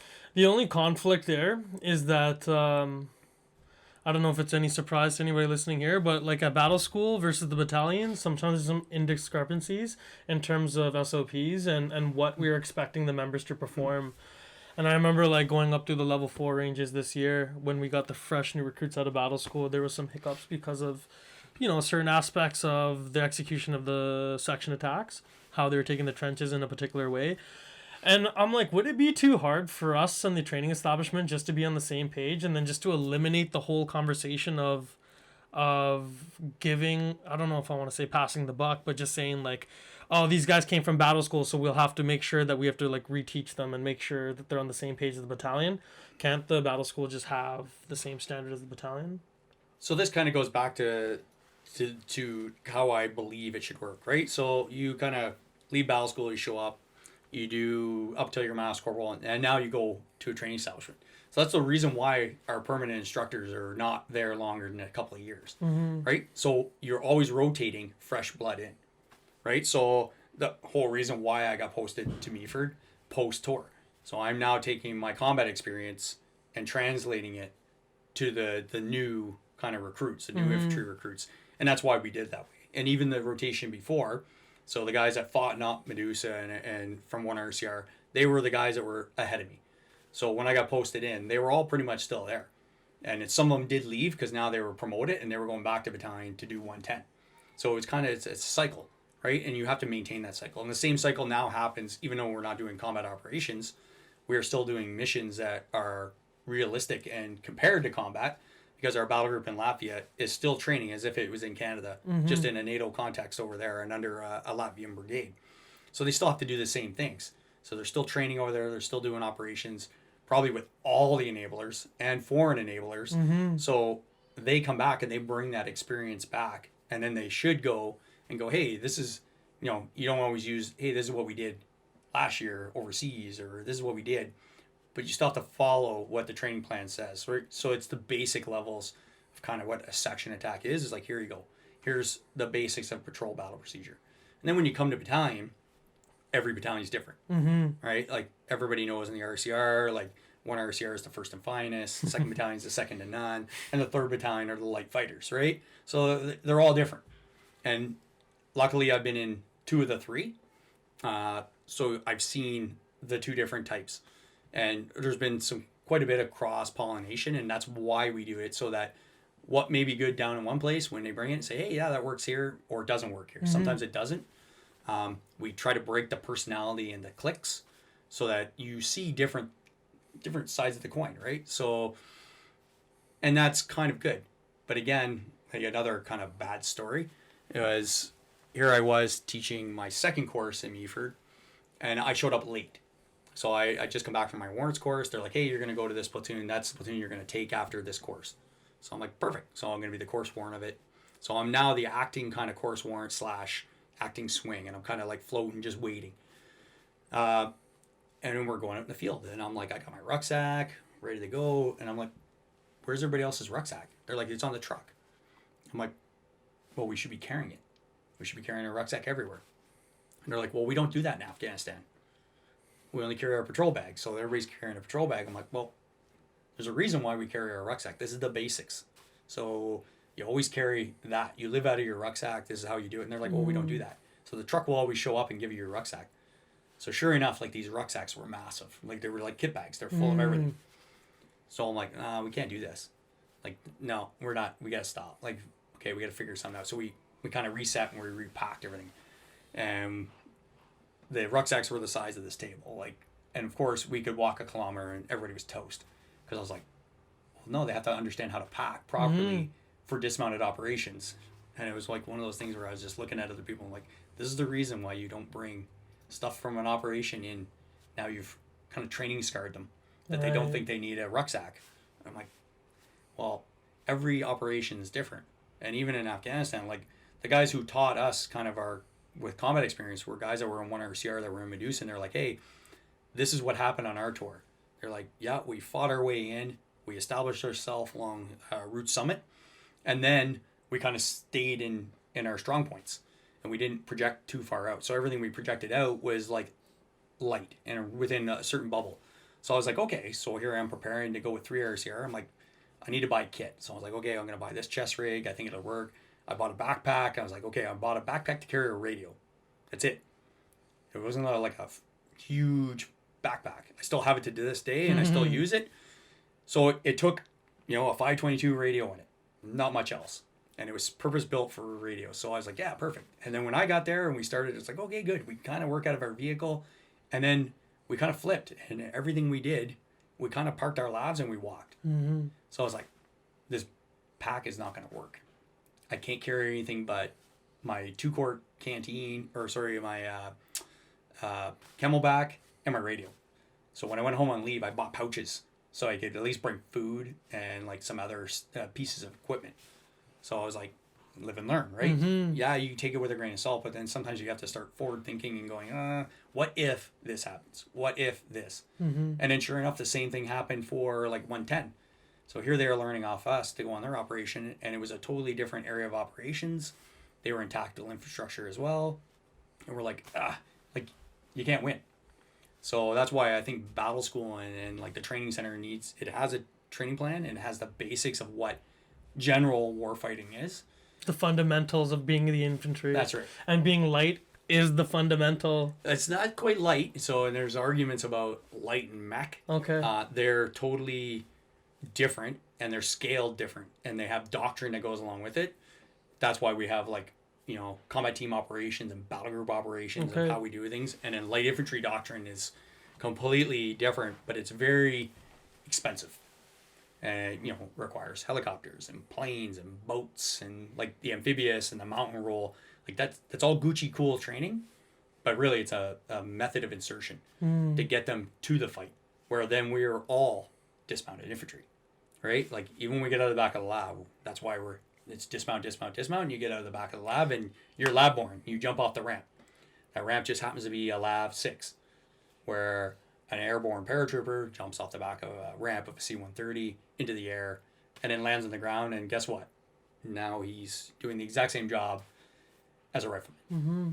So it's kind of one of those things. And then like the different ones, the amphibious is the same way. It's a landing craft. The ramp goes down, you jump off into the water, and you're still dismounted infantry, right? So it's kind of the basics are there. The fundamentals, the principles of warfighting are all the same. The method of insertion is the only thing that changes. Mm-hmm. So whether we get on a plane and we fly to somewhere and we get off, or we truck there, whether we go on a boat, whether you jump out of that airplane, whether you land in that airplane, whether it's a helicopter, whether you rappel in, you fast rope in, all the same. You ski in, snowshoe in, like climb up over the mountain and down the mountain. Yeah, and you hear some of these other militaries have the, I don't know, luxury is the right word to say it, but they have the infrastructure and the resources to specialize their infantry. Right. Like the Germans, I heard, they have like mountain battalions and they have motorized and mechanized and all sorts of different disciplines of infantry, which is fantastic. But at the end of the day, manning is a constraint for us, and we can do what we can with what we got. And I guess like the better way to explain the type of infantry you're coming out of the battle school is dismounted infantry rather than saying light. That's right. Yeah, so dismounted infantry. Everybody's the same. Yeah. You show up with your kit bag and your rucksack and your tack vest and away you go. And like the fundamentals, like there's probably a lot of things that we should expect them to learn and know, but definitely being a minimalist should be one of those things that you learn as part of the trade. Being a minimalist, like surviving off of the most least amount of stuff. And then that also plays into like the whole discomfort, the suffering aspect of the job, which is important because that's a skill to deal with it. It is, yeah. Right? To overcome adversity. And David Goggins is a guy who's very notable for it.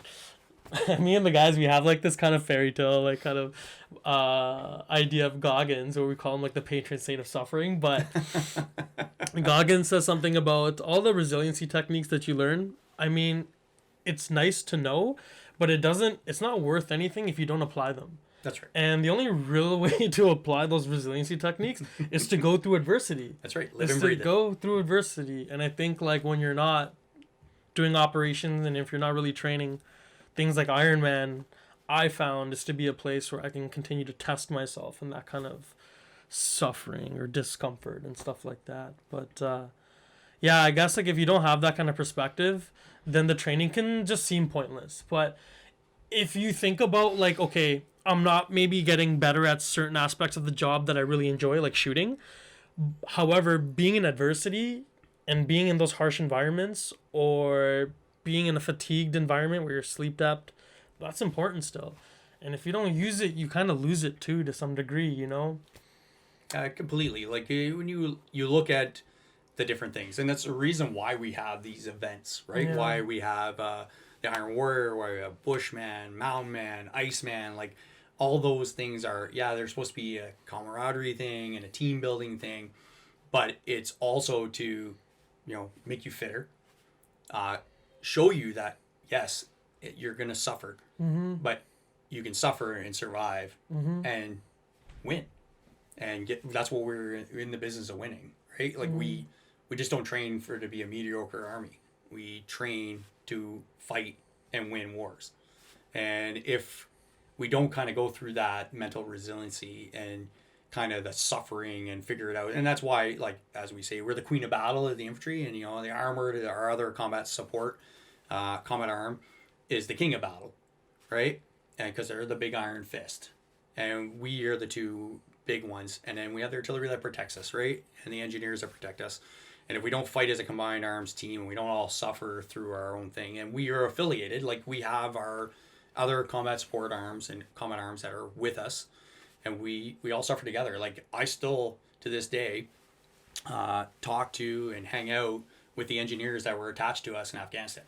Like those are my brothers and sisters, and they fought with us and they died with us. They were wounded with us, and they're no different. Like we don't think of them as, oh, they're just sappers and, oh, they're medics, and like, no, they're brothers and sisters. They fought and bled with us. We did lose some, right? So it's one of those things where through that shared adversity and through that resiliency that we built a team, and we deployed and we fought a war and we came back, and we to this day we still talk, we still hang out, we still cry on each other's shoulders, we still we're there to support each other. And I find that's one of the things that the Canadian Forces is not as prepared for. And I know a lot of money has been invested and a lot of analysis has been looked at for different ways to kind of fight through and figure out why, post-traumatic stress and everything like that. And I just think back and go, okay, what did I think that my guys did right that worked, and what caused us not to be in that type of state, right? And I was like, oh, I don't know, I'm not the expert.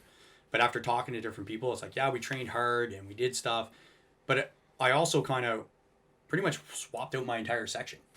I had one reserve guy, Jeremiah, who stayed the whole time. He was an original. I was even a replacement. I replaced the sergeant who never showed up. I lost my master corporal because he was so good at his job that he got picked up to be another position, and again another master corporal. So I was able to kind of build this team, and we kind of got together and we were like, okay, everything we do together. Everything, through shared adversity, whatever. And I built this team based on, okay, we're going to be friends. We're all going to gather together. I had a barbecue at my house. Their girlfriends and wives all came over, and the kids, and kind of we went through. And as we fought through the war and then redeployed, it was kind of, I found we were a closer team, and we could tell everything, we could speak everything. And to this day, I still talk to them all. We've had reunions. We've had parties at different people's houses. And I found through all that, we were a better, closer knit team, and we didn't dwell on the past. Kind of, you not that you don't dwell on the past, but we don't kind of bring it up. You after action every event, and we went through and we were like, could we have done things better? Could we have done things different? Of course, you can always do everything better. You can always do things different. But we kind of looked through everything and went, okay, well, our actions that day were good. Our actions this day were good.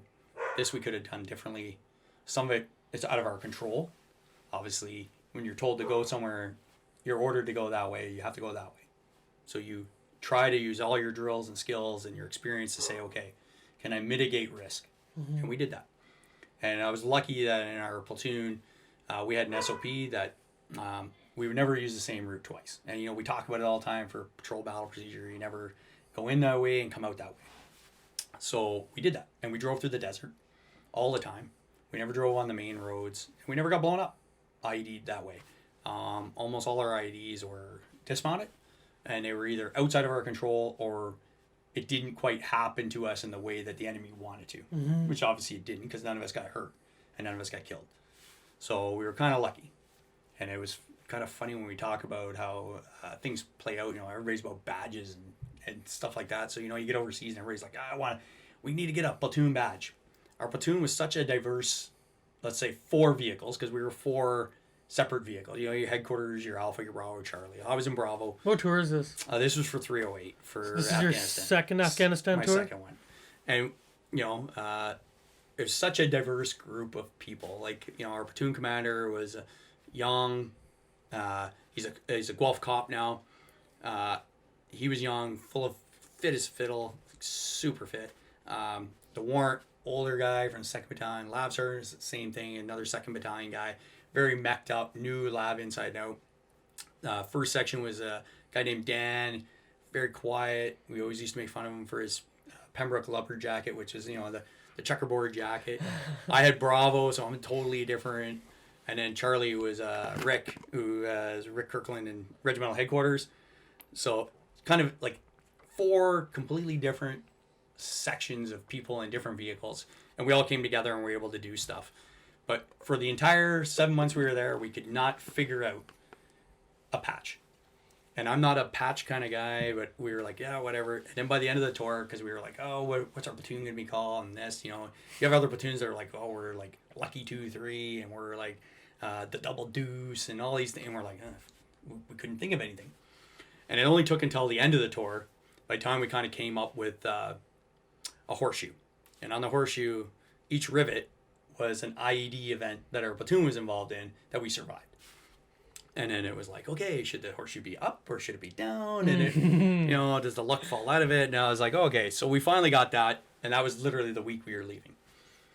So we got a patch after 7 months, and that was it. But it took like that 7 months of shared adversity and bickering amongst the 4 to finally come up with it. But to this day, like, we still talk. We still see each other. We still communicate. And through shared adversity, luckily, like the majority of us, none of us had any physical injuries. Some of us did have some mental injuries and stuff like that, and some things that people are still fighting through, but it is what it is. So this is 308, second tour to Afghanistan, and this is the first combat deployment you were ever on? Yes. So, okay, so this deployment, you're a master corporal? I was a sergeant then. You're a sergeant now. Yeah. So you're a section commander. What platoon was this? So I was in 6th Platoon. 6th Platoon, November Company 3 RCR. Yeah. Okay. Wow. So you were briefed on we were going to go, you guys are going to go and fight on this deployment? We knew it. Yes. Yeah. Okay, which is different from 03. Yeah. So you guys are informed. You guys have prepared for this. The training took place in Canada and the U.S. to prepare for this? It did, yeah. So we did some in Canada in Petawawa, and then we went to Fort Bliss in Texas and New Mexico, and basically that's where we kind of really shook out and did like our crazy big live fires, like our live fires and stuff like that. So we did all that there, and then kind of anticlimactic, we reversed and went to Wainwright and kind of did the whole CMTC part of it, and like the actual check in the box kind of, here we are, we're doing our level 6-7s there, but dry. And then we kind of worked it out. And it kind of worked out that time. Because I stepped up for that time and became the lab sergeant because our Warrant was having his first baby. So he stayed back. And then the lab sergeant obviously kicked off and took over as the platoon 2 IC. So it was kind of good. We kind of, like, as we talk about stepping up, you always have to step up into different roles. And did kind of a different role. So. So on that deployment, like you were saying, a lot of guys got moved in and around different positions and stuff like that. So by the time you guys are finally going overseas, you guys are pretty familiar. You had some team chemistry. Oh yeah. Okay, by that point. Yeah. So other than swapping out like my backup driver about 30 days away from deployment, just because my original driver got injured, that was it. And I knew the guy from 3 years here anyway. Okay. So when it kind of worked around, they're like, hey, this guy's available. I need a loud driver. I'm like, yeah, I'll take him. So off we went. So he kind of came a little later in the theater because he had to burn some leave and finish like his last minute of his theater mission specific training. And then off we went. Same as like my Section 2 IC had finished his LAV crew commander course like that month before we went on leave. So which is kind of works into another story about Dave. Dave kind of did that. So he's the least experienced LAV crew commander. And then when we get overseas, here he is all the time during all our major kind of LAV engagements in the crew commander's seat, firing the 25 in combat. Yet the guy that I had trained to be the LAV crew commander, who was kind of like the 3 IC, a guy named Wally, didn't get to shoot the gun at all during the entire deployment. And he was mad as hell. You train all the time to be a crew commander, you don't even get to shoot the gun. Yeah. Probably a little frustrating there, you know? Just a bit. Yeah. So on this deployment, you guys are briefed, like this is a combat deployment. This time you guys are going to Kandahar. That's right. So we went to Kandahar. My company originally, when we were starting workup training, was supposed to go up into the Arghandab, up into what was called FOB Frontenac. And then right before we deployed, we were informed that no, we were going to go to Zari district and go to FOB Wilson and kind of reoccupy that from the A&A. So we're like, oh, okay, no problem. So awesome, we go there. We take over that, which is kind of the northern part of Highway 1 that runs all the way from Kabul through Kandahar and then out west to Herat. So it's like the hotbed of where all the action is, really. And we're kind of pinned, right? So here's November Company to the north, and then to the south in Spirwangar was where Para Company was. So we've kind of got them pinned between two major rifle companies, and then all the action happens in the green zone along the Arghandab River. So it was good. We're glad we're not up in the northern part in Arghandab, in the desert, kind of staring at the desert. And we're down where things are actually happening. And who was on that deployment? You had November, Mike, and it wasn't Oscar, right? It was another. Oscar stayed back. We had elements of Duke's Company. Dukes. So they kind of changed it up. So instead of Duke's Company deploying as like the 3rd Rifle Company, platoons of Duke's Company got split. So we had what we called call sign 2-4. So because you couldn't kind of recreate the same platoon number, they came over and they were our 4th Rifle Company. So we actually had a beefed up mech company with 4 platoons. And so we had a platoon from them, and then same as Para Company had another platoon built off of Duke's Company. Okay. So it was kind of a beefed up kind of organization. And the reason they'd done that is because they realized after, you have a platoon kind of securing the camp, then, you have a platoon that's usually on leave. You want to have a full company out That's on right. if you need it, and That's then right. have somebody still maintaining Securing security in the rear. That's right. So that's why they kind of went with 4, and then they're like, oh, it will work out. And then soon after we got there, we kind of, our security of the camp got contracted out. So we had a private security company that secured the camp. So now we had 4 rifle platoons that we could have on the ground at all times. So we actually were able to do a lot. Yeah, right on. Wow. So on this deployment, you were at FOB Wilson? That's right. FOB Wilson. So, yeah, what was it like, your first experiences? What can you remember being Well, I out can tell you there? my first patrol. Yeah, To tell a place called Dagaran. So here we are. We're doing the handover patrol with the Patricias, and it was interesting that the platoon that we were handing over with was a Para Company platoon from 3VP that was attached to the other battalion. So they were kind of like from the 2nd Battalion. So we're like, oh, this is weird. So out we go, and we're going to an area of around everybody's heard of the White School, but not a lot of people know about the Yellow School, which is just south of the highway. And if you read some of the books and stuff like that, you'll hear about events around there. And that's roughly around where Dagaran kind of starts into. So we drive out there, we get out of the labs, and we walk.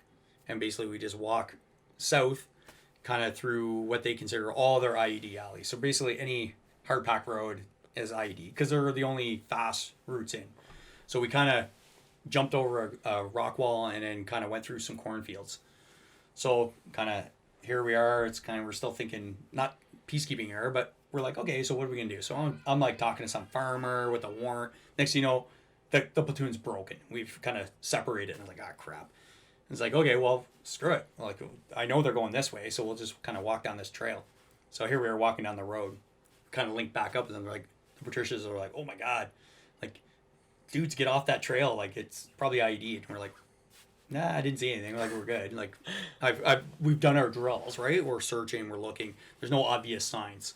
So we jump over, we connect with them. We hop to an area, and they used to have what they call early warning lines, is what the Taliban used to have. And they had it by these wadis. So these little trails and water features. So usually by the third wadi, which is usually the top one to the north, that's when you trip their early warning. So we figured, we started getting some kind of radio reports that they're watching us. They could see us popping up and down. So like we got as far as that. And that's as far as the Patricias wanted to kind of let us go before they figured we'd come under contact. And they didn't want to get under contact that day. So we kind of popped down there. We're kind of in the low ground.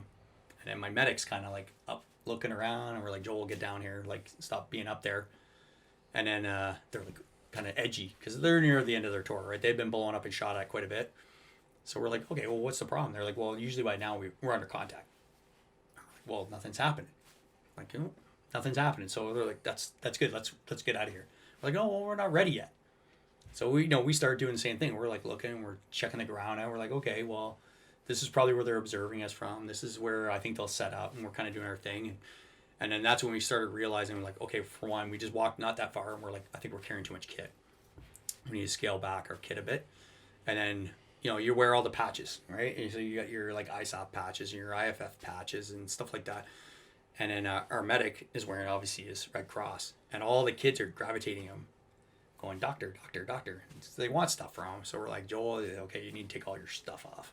Like you're not looking like the rest of us, which the medics always will never look like us because they got a ginormous jump bag full of medical stuff, right? So we started learning some things. We're like, okay, so they know him automatically. So we're like, we need to kind of start fixing how we do things. And that was our first one. So we went to this place that the Patricias had always gone into and got in a massive firefight. And we're like, okay, so later on we need to plan something in this area. And then it wasn't until almost the end of the tour where my platoon finally got to go back in there. And it was actually the last place we got IED'd. Oh, really? Was down around the same area. Yeah, we did a dismounted patrol to basically hand over to the Vandus. So my platoon walked through an area.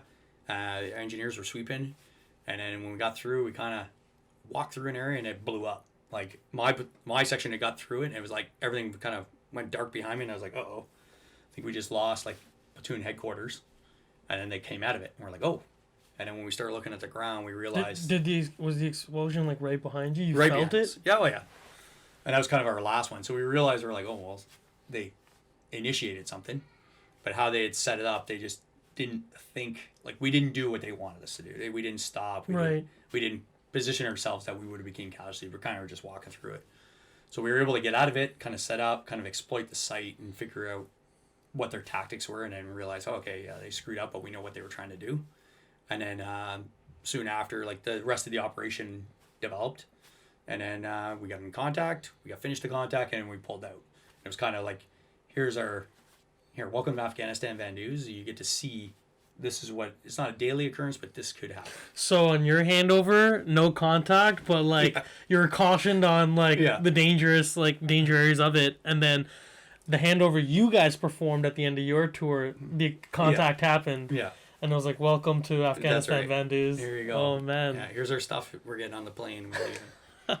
So that's wild. First patrol and last patrol? That was the last one, yeah. Wow. So your first patrol, there was no contact? Nope. Do you mind sharing like your first experiences being in battle, like coming under contact for the first time? Do you remember? Yeah. So we had like two major ones. Well, I guess you can call them major. So my first contact, we were just out doing a normal patrol, and kind of by that time we had kind of developed like platoon areas of responsibility, which kind of disappeared soon after this whole thing because of kind of follow-on operations at higher levels that kind of just eliminated us having platoon areas. So And when you mean platoon area, is this like the platoon house idea? Like you occupy an area with your no, platoon? we would still operate out of the forward operating base, but we Okay. would have areas of responsibility that our platoon, like 6th platoon, would be responsible Okay. for this area. Like our area was like what we call MAC-1 area. We ended up patrolling for a bit of it, and then just based on more and more tasks, we ended up going further away from that. We barely went back to that area. So kind of our first one, we're out kind of doing a normal patrol. We're kind of going to check out the area, kind of still getting a feel for the ground. And as we were going along, we kind of stopped and leaguered up. And then a contact happened on the highway. This your company or this is your platoon? Just a platoon. Okay. It was just platoon at the time. So it was, I don't even think, we didn't even have our engineers with us. So it was really just our platoon with our 4 vehicles. And we just kind of stopped in the desert just outside of this village along the highway and kind of just did an all-around defense. And as we were there, we're like, hey, I think somebody's shooting at us. And it was kind of like puffs in the dust around our Charlie calls. Like kicking up around it? Yeah, because they were the closest, and we're like, what the heck? And then you could finally hear like shooting, and we're like, what the heck? And what ended up happening was the Taliban had ambushed private security logistics convoy kind of driving down the road.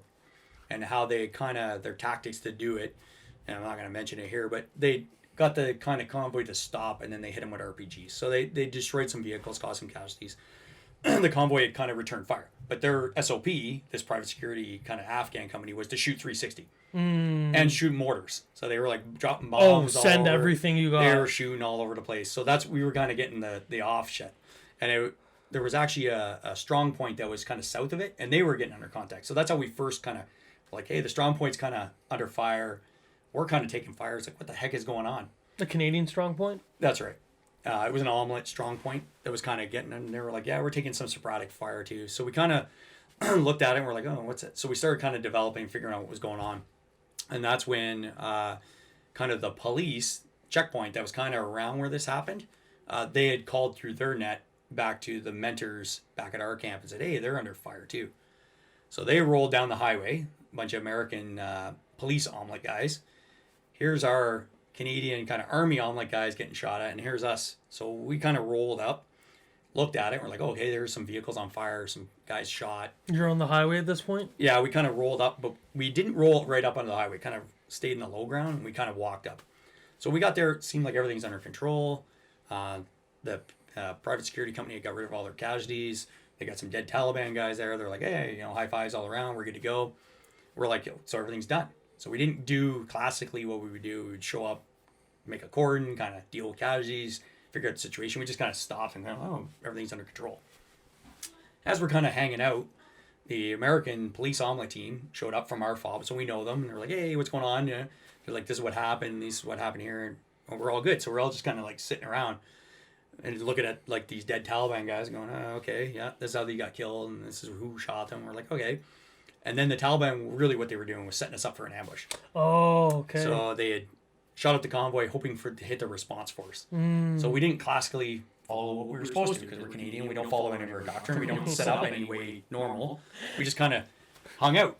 And then all of a sudden these guys were like waiting to spring this ambush on us. And we didn't do what they wanted. So finally they got bored and started shooting at us. So of course, what did we all do? We all double tap, dash down, bolt for cover. So we all rushed up to this wall and we start returning fire. So as we're returning fire, our labs are all down in the dead ground. So these guys are shooting at us thinking they've got us pinned down. And our labs rolled up on the highway with all their guns and everything, and they are shooting over us. And then these guys realized that they're outgunned. So as we were doing that, we're like, okay, the police mentor team was like, okay, well, I'm going to get my guys to go clear the wadi that was forward of us. How many guys are they?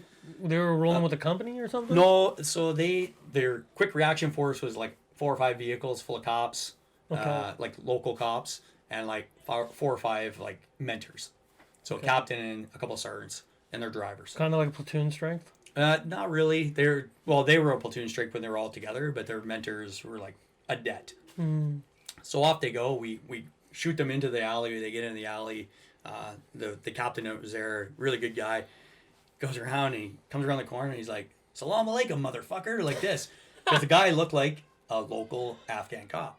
And then when the guy turned around, he realized his mistake that guy's a Taliban. And so he shot him. and then threw a grenade and got the hell out of there. Right? So off they go. He comes back. He goes, yeah, they're definitely there. Like, we need to sort this out.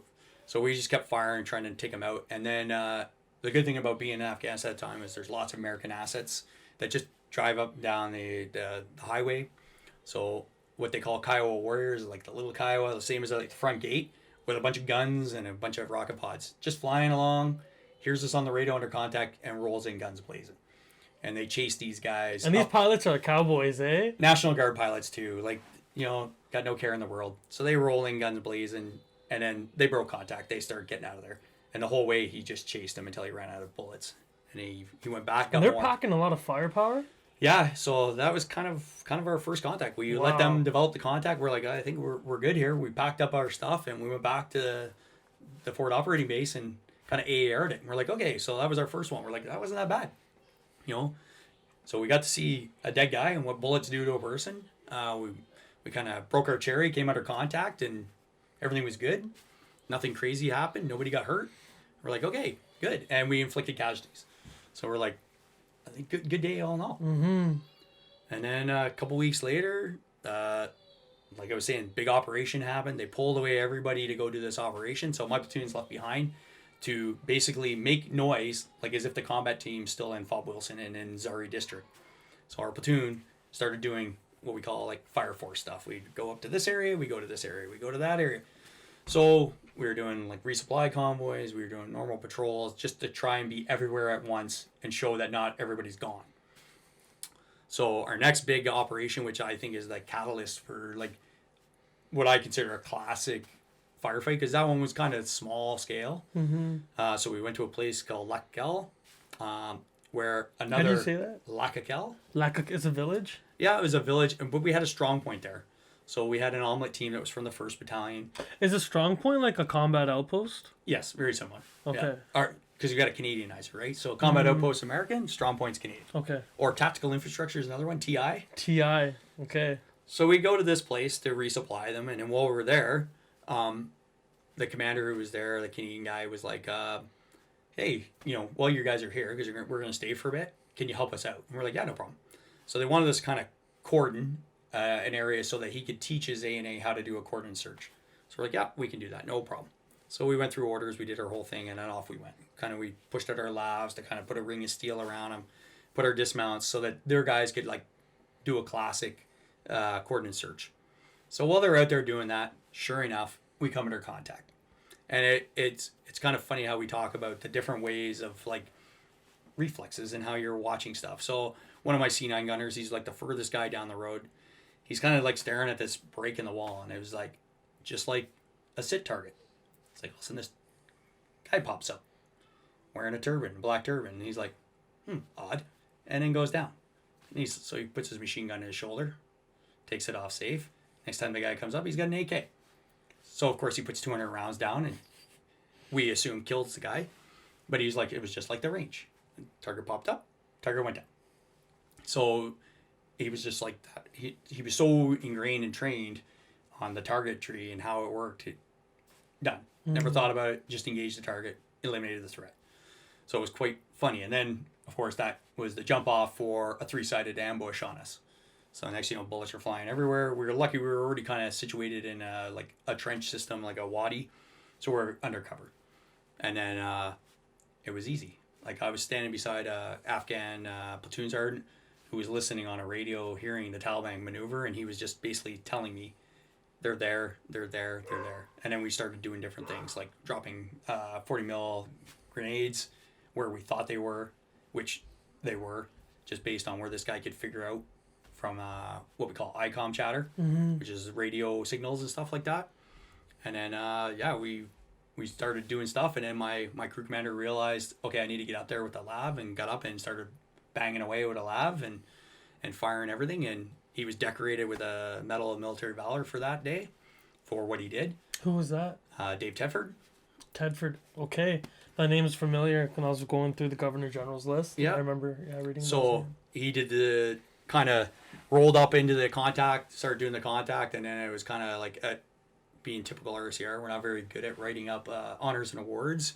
So later on, we were talking about honors and word about that day, and kind of sitting having a coffee in the mess tent, and we're like, you know, the 2IC wants us to put honors and words, and I said, I should write up Dave for being a crazy fucker for getting out of the turret while bullets were flying around. He goes, yeah, you should. And I'm like, oh crap, I just realized I got to write some paperwork now.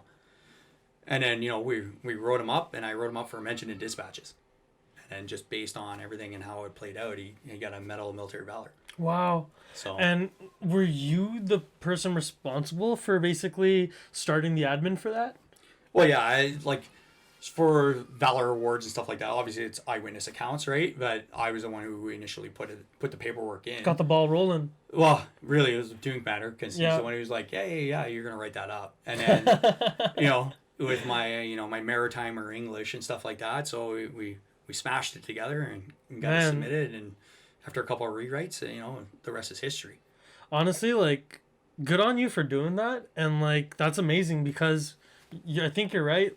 I don't know if it's an RCR thing or just in the military in general. We've been pretty bad at it in recognizing some of the great actions that have gone down, both in combat operations and just in general, too. Some day-to-day stuff, there's some fantastic things people do out here that unfortunately doesn't get as recognized as well as it should.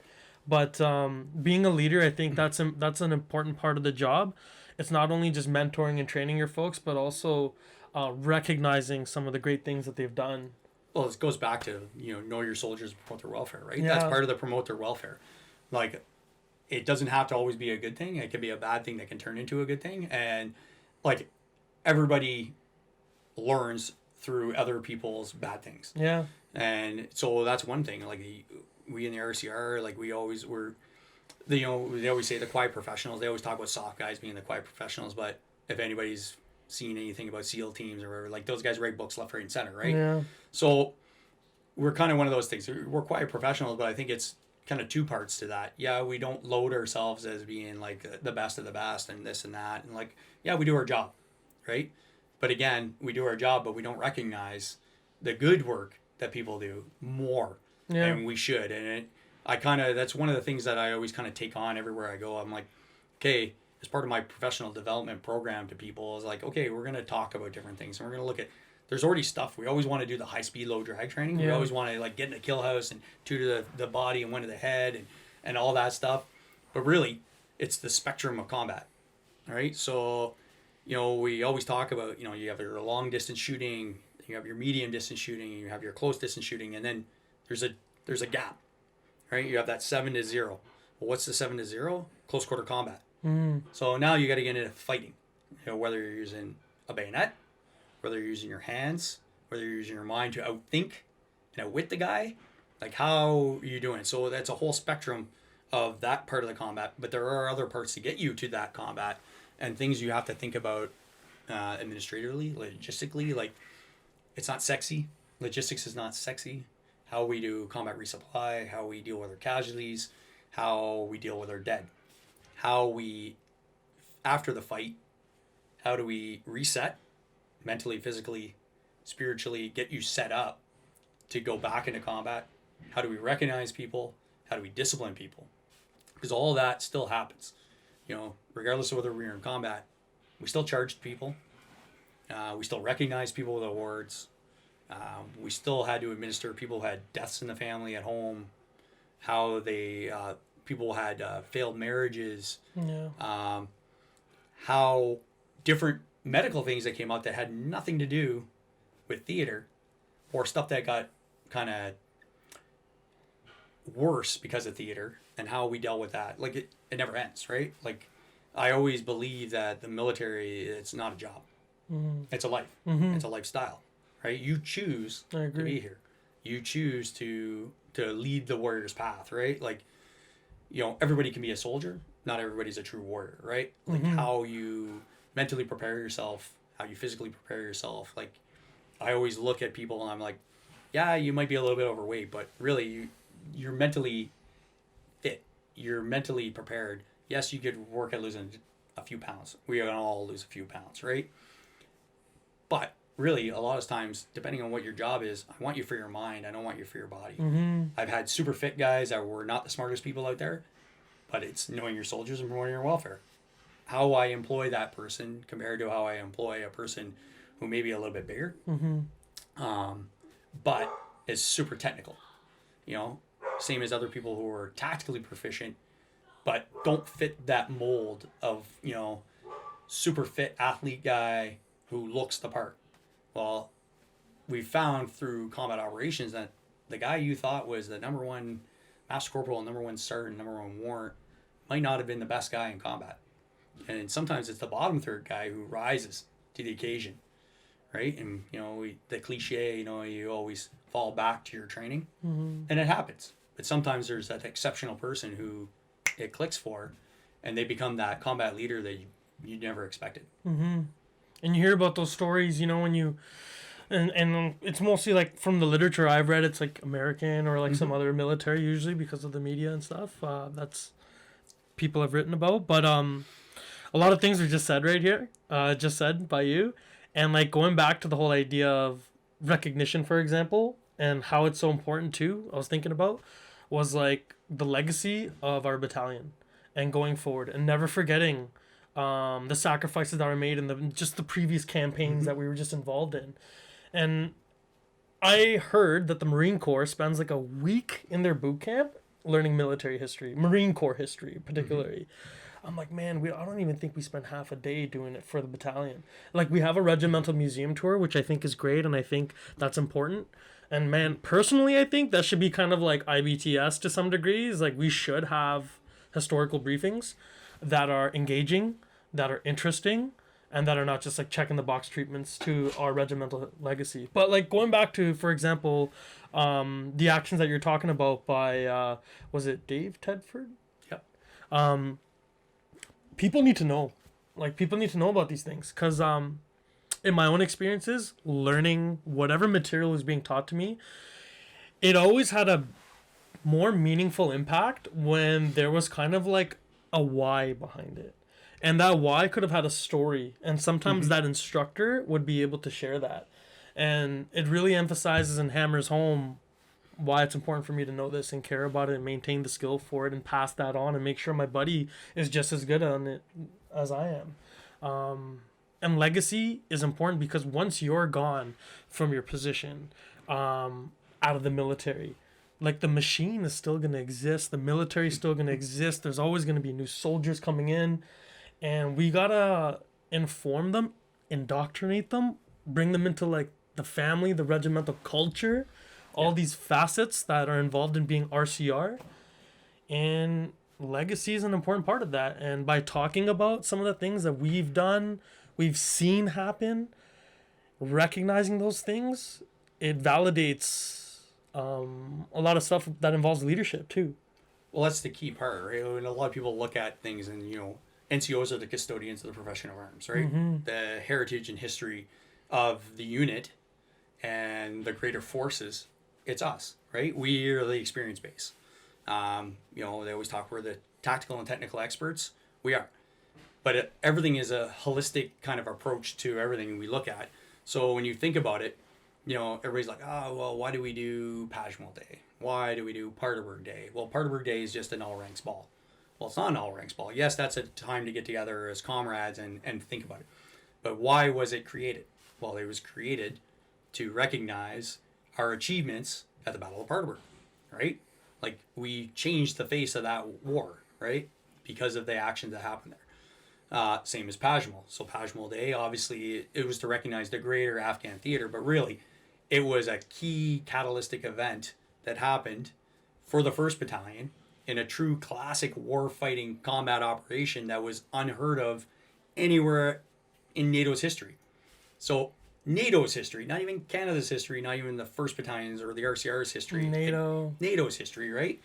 So when you look at those things, and then you look at, like, you know, when we think back to all our battles that we recognize and why we recognize them, like why we do Vimy Day, like, you know, that was key. So to pass these events on. Now, the little events, it's the same thing, right? Like, obviously, Afghanistan is done. Like, our classic war fighting is done. We're on to something else. But other things did happen, and they're on is shown on the walls of the 1st, the 3rd, and the 2nd Battalion, and regimental headquarters, and they're down at the Regimental Museum. And it's kind of one of those reasons why, like, I was a big proponent when I was down in the Battle School in Meaford, is we will go to London. I don't care if we just go up for the day and we don't stay overnight.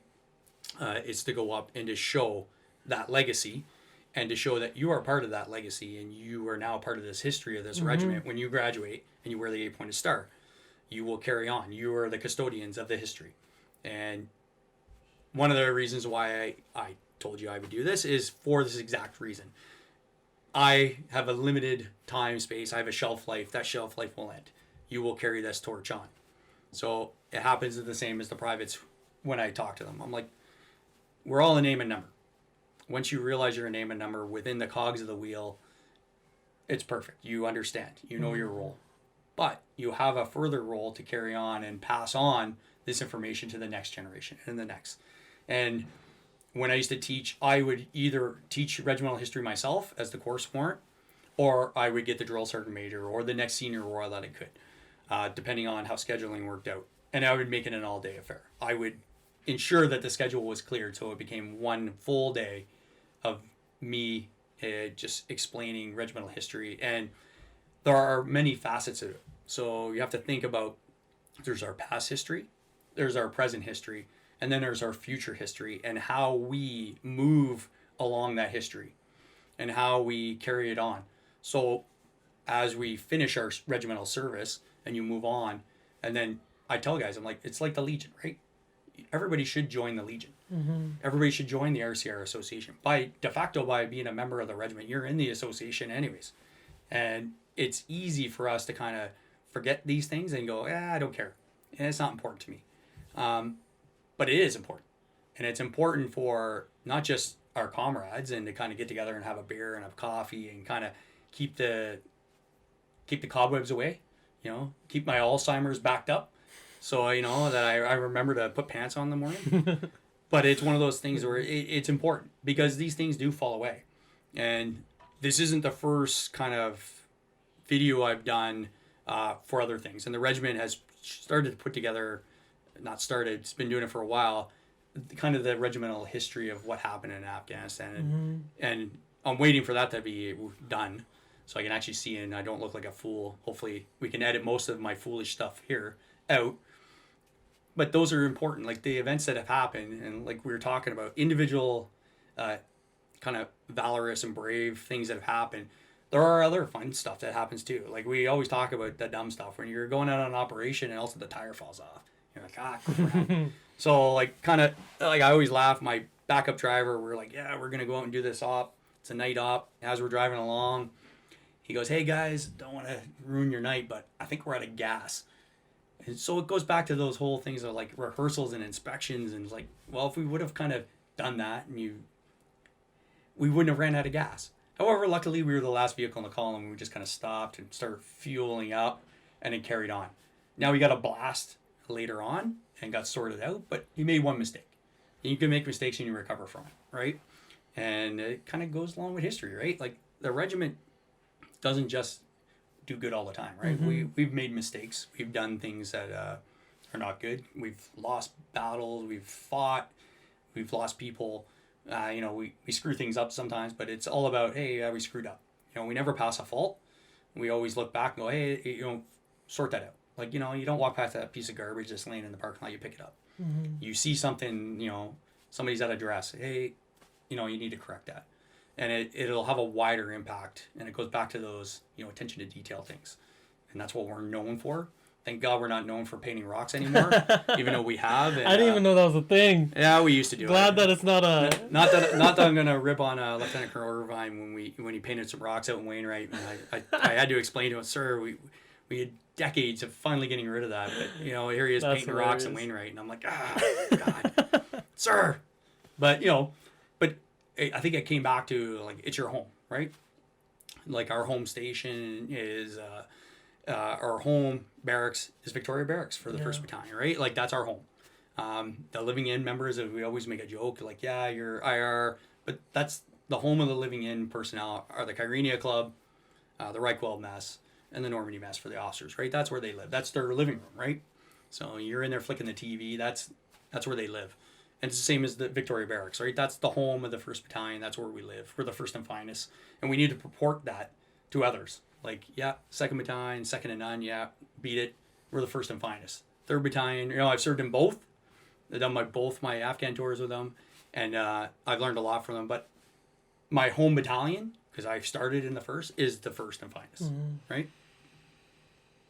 Legacy is important, man, because, like, it's it ties into the whole culture and aspect and stuff like that we were talking about, and I think it's important for junior ranks to really hone into that cultural aspect of it. You guys have like a rest easy upstairs, and at the end of a training week or after something significant, you guys can get together, all the NCOs, go over there, have a drink, have some time to talk, closed doors, just you guys. And I think it would be great if there was something for the junior ranks. I know we have the mess, but it's not like a rest easy.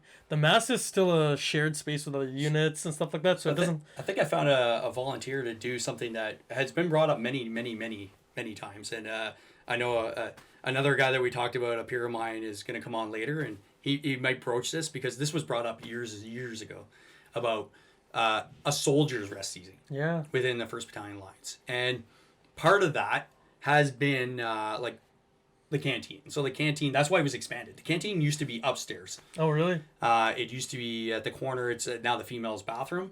So they renovated it for them. So downstairs, that's why they expanded out. Like those kind of where the couches are and everything, that was like a classroom. So they've expanded out in there to kind of give them their own space, right? So it is one of those things that probably could be worked on. And there was talk years ago of making a corporal's mess and a kind of corporal's rest easy to have an area for them. So, like, I am thankful I came from the reserves, because one of the only, not the only thing, but one of the few, like, great things about the reserves that I got to experience was, like, the camaraderie, actually, which is surprising because I figured that I would have a big experience of that over here in the battalion. But in the reserves, for example, when I'm talking about camaraderie, we have some of the units have a junior ranks built into the armories. So without calling it a rest easy, we had like a little mess. And it's a proper junior ranks though, those. And the great thing about that was that we obtained to like a culture in there. So we had like every junior ranks mess in our regiment. We had 3 locations, but all 3 of them had the same rules. What you say here, what you see here, what you do here, what you stays here. Stays here. Right. And that's like the first code of like coming into a place like that. So you have privacy, you have like a legit safe place, so you can decompress on any kind of whatever might be bugging you about work and stuff like that. And I feel like if the canteen was the idea, the only difficulty with the canteens, you don't actually have the complete privacy. That's right. From the other ranks, for you to value that private space with your comrades, right, at your lower rank level.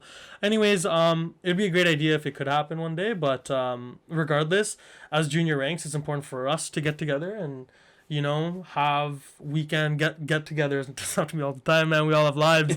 But, like, for sure, if you're a section commander or if you're just, like, a guy in the platoons, it's good to get together, have, like, social gatherings, events. Like, we have an ugly Christmas party happening soon, so the guys are getting together and trying to keep that camaraderie alive, because it's super important. As much as leadership is important, camaraderie is super important to the infantry, especially for us in the business of what we're in, or casualties is a part of the game, and what we do.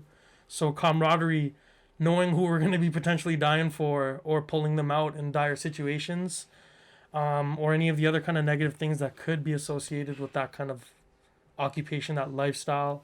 Camaraderie is super important. We had this thing, and I can't really talk too much about it because I'm trying to, maintain that code of what happens stays there. But after every exercise, for example, we would get together and we would share stories. And we would share stories about, we called it the boob of the X, so like who messed up, And we go around, right? You go around and everybody's going around sharing stories. Yeah. We're nominating each other. And it's like full humility. Like you can't hate on the guy. That's the best way to do it, right? That's the best way to do it. You have to, like, the follies of others, yeah. Right? And I kind of laugh, and I'm not going to mention it here because no names, no pack drill. In 3rd Battalion, we had an award for the exact, like you're talking about. And I won't talk about the name of the award because it's a little bit derogatory and probably get me in trouble. But we had a plaque, and it was given to a person who screwed up that week. And you wore it for the week. And, obviously now in the lighter scheme of things these days, it's not allowed, right? But it was the same thing. It was humility. It's like you owned it. You're like, I screwed up. You know, I backed the Jeep into the loading bay. Yeah. Crap. So you got the award. Yeah, exactly. But you're right. It's like you need to spend time and decompress with people and talk about the fun stuff. Like, not everything's all got to be serious all the time. Like, I'm a big proponent of, you work hard, play hard. At all levels of leadership I've ever been in. Like, when I had my section, we went to the Kyrenia for a beer. We hung out. When I was a platoon warrant, I used to book every month down in the bottom of the thing, and it was all ranks. The platoon would go there and we just hang out. We didn't shoot. I didn't like give it as a PD section. It was, we just go have a beer and whatever. That's awesome. And I plan on carrying that on in my next post. So whatever it may be, it's the same thing, right? Like, you need to. It doesn't have to be a PD event. I know we kind of shadow it in PD events, but it's just a chance to get together as comrades and air the woes. Sometimes you have the pit. The pit is a good place to air your indiscretions and get out of the way, but it also has a training value. So controlled aggression, get it out, and in your friends, you hug it out. Yeah. You're done. Okay, you wronged me. It's sorted. So those are things that can happen face to face. It's better than being a keyboard warrior and trying to. It's better. I always tell people it's better to go face to face than send an email. Yeah. And then, because then I can eye you up and I can see in your eyes you truly understand what we're talking about. And then if you don't, then if you understand, if you're being sincere about what you're saying, there's no miscommunication over what could be interpreted. Exactly. It's like, right? So yeah, man. I don't even know how far we're in, but there's so much to talk about. So I want to go back to Afghanistan here, and on 308, if you don't mind talking about it still. 308, so first time you're ever in battle, first time you've seen dead people.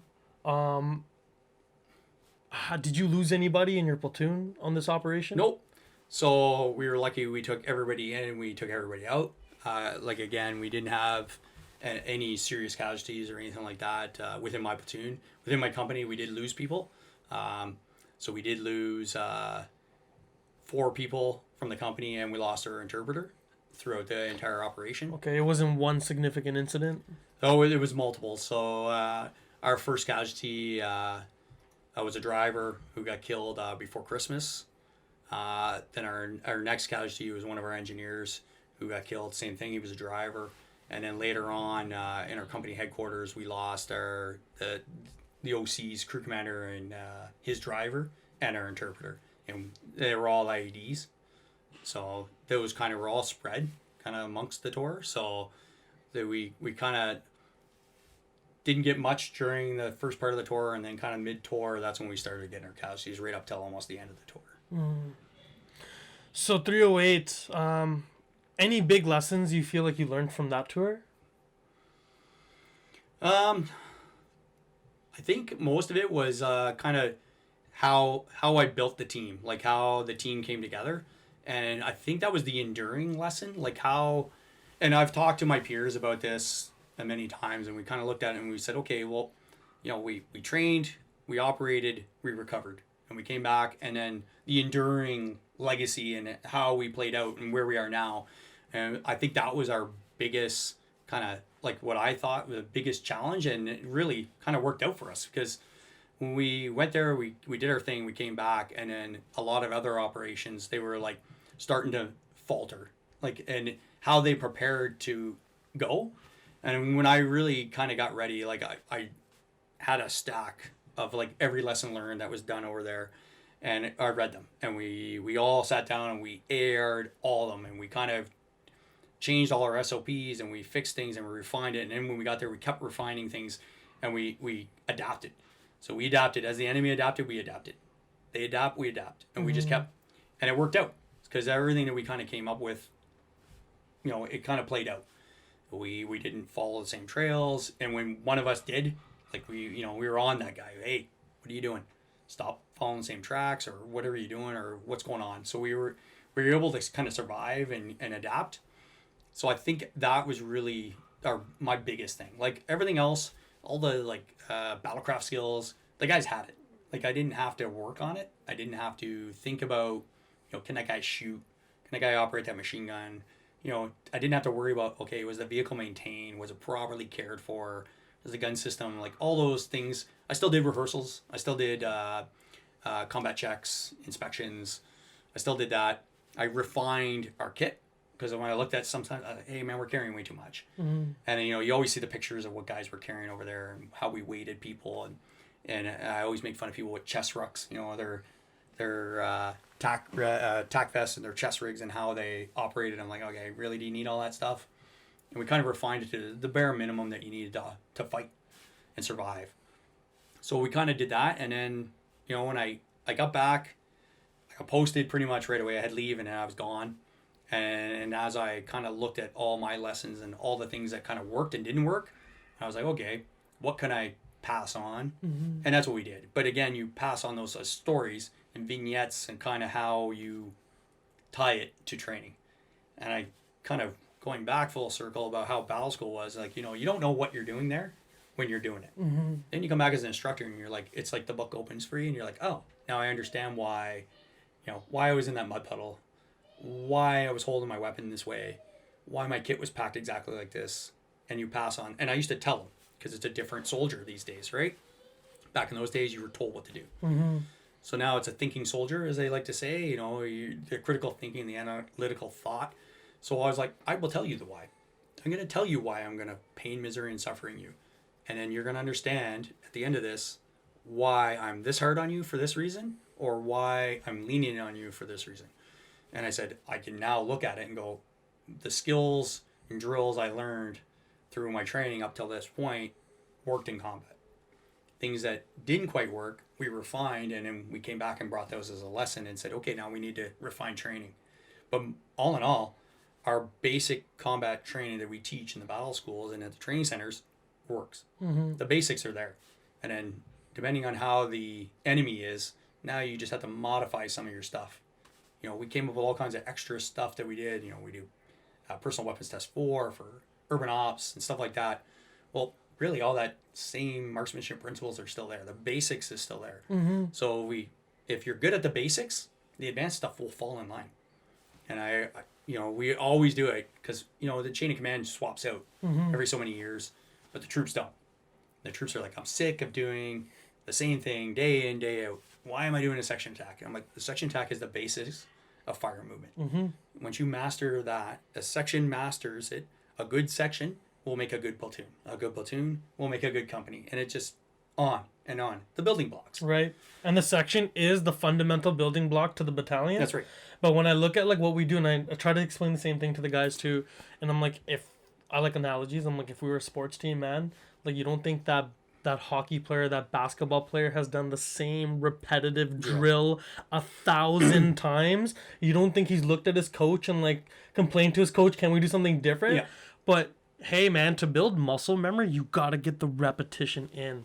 And then you have to make sure that these reps are perfect, ideally. Yeah, that's right. Right? Otherwise, you're going to build bad repetition. And so the good reps have to get in. And if you don't do it after a while, you lose it, man. So you got to get back at it. And it's link analysis, right? Like Yeah. you have to link it, and that's what they want to see, right? You have to explain the why, link it to something. So I kind of laughed, and when I was teaching like shooting, and I would just take other arms out, and I was like, hey, we're gonna do a fun shoot. But it's not really a fun shoot. I'm gonna show you some marksmanship stuff, and you're like showing the muscle memory stuff, and I'm throwing my rifle up into my cheek. And I'm not even looking at the target, but I know when it hits my cheek that it's lined up with the target that's in front of me, and I'm pulling the trigger. So I'm doing that, and I'm just constantly just doing that muscle memory, and people were like, you're not even looking at the target. I said, no, because I've fired so many rounds before you got here. I know the position of my weapon is lined up with the target that I want to hit. I said, yeah, it's not tight that when I'm looking at it, but it works. And I kind of linked it back to way back when I was in Recce Platoon, and one of the JTF guys that was the drill sergeant major at the time, one of the guys was complaining that his 9mm high power wasn't, the sights were off, right? So he can't hit the target. He's like, oh, I'm all off. So this sergeant major flipped it upside down and was pulling the trigger with his pinky finger, but not even looking at the target. He was just shooting with his arm out, and I'm like, all those rounds are within $1. Like, I'm like, how the hell? Because of muscle memory and how many rounds, like, and he had been detached from JTF2 for like a decade at least by that time. But he had fired so many rounds, he knew that the position of his arm at there, with that pinky finger, he could do it. And now, again, he was a marksmanship instructor at the Hill, so he knew, right? He had a very extensive level of training. Exactly. So I think the important thing to recognize about that is that we fall back to our highest level of training or to our lowest level, to our lowest level of training. And I've heard of MMA fighters talking about when they get into like the cage and stuff like that. It's like almost like they go into an autopilot mode where they have so much repetition built in, it's almost instinctual when they're responding. And I think it's kind of like ideally for our occupation, getting that many reps in, we don't have to think about certain actions anymore. Now we can dedicate that brain power, that thinking towards other things that matter. That's right. Like the next bound, the next step, what's beyond this. Well, it's quite funny when you look at like strategy and chess and everything, right? Like you're not looking at your next move. You're looking at your next 3-4 moves, right? So you're winning the game before you started the game. You've overplayed everything. And I kind of look at it like when we laugh about navigation training. Like that's our basic stuff. But we don't do it enough. So you don't look at a map and you should be able to see things. So you're not looking at a map to look at navigation from a command perspective. You're looking at it for avenues of approach, attack positions, ambush positions, like, and then you look at things like at our level, at the lowest infantry level, you're looking at micro terrain, right? Like snipers do. Like snipers are looking at that fold in the ground that they can get into and not be seen. So you look at it that way, the intervisibility. Like people don't even, or what's that? I'm like, that's where you kind of take your paper on your map and do it. Now we have computer programs that do it, right? Like they'll be able to say, I'm at this height, look at that terrain, and it does it for you, right? We have computers that do it. So those lost arts, the basics, are simple stuff that you can do and be done. It's the same as tactical exercise without troops, right?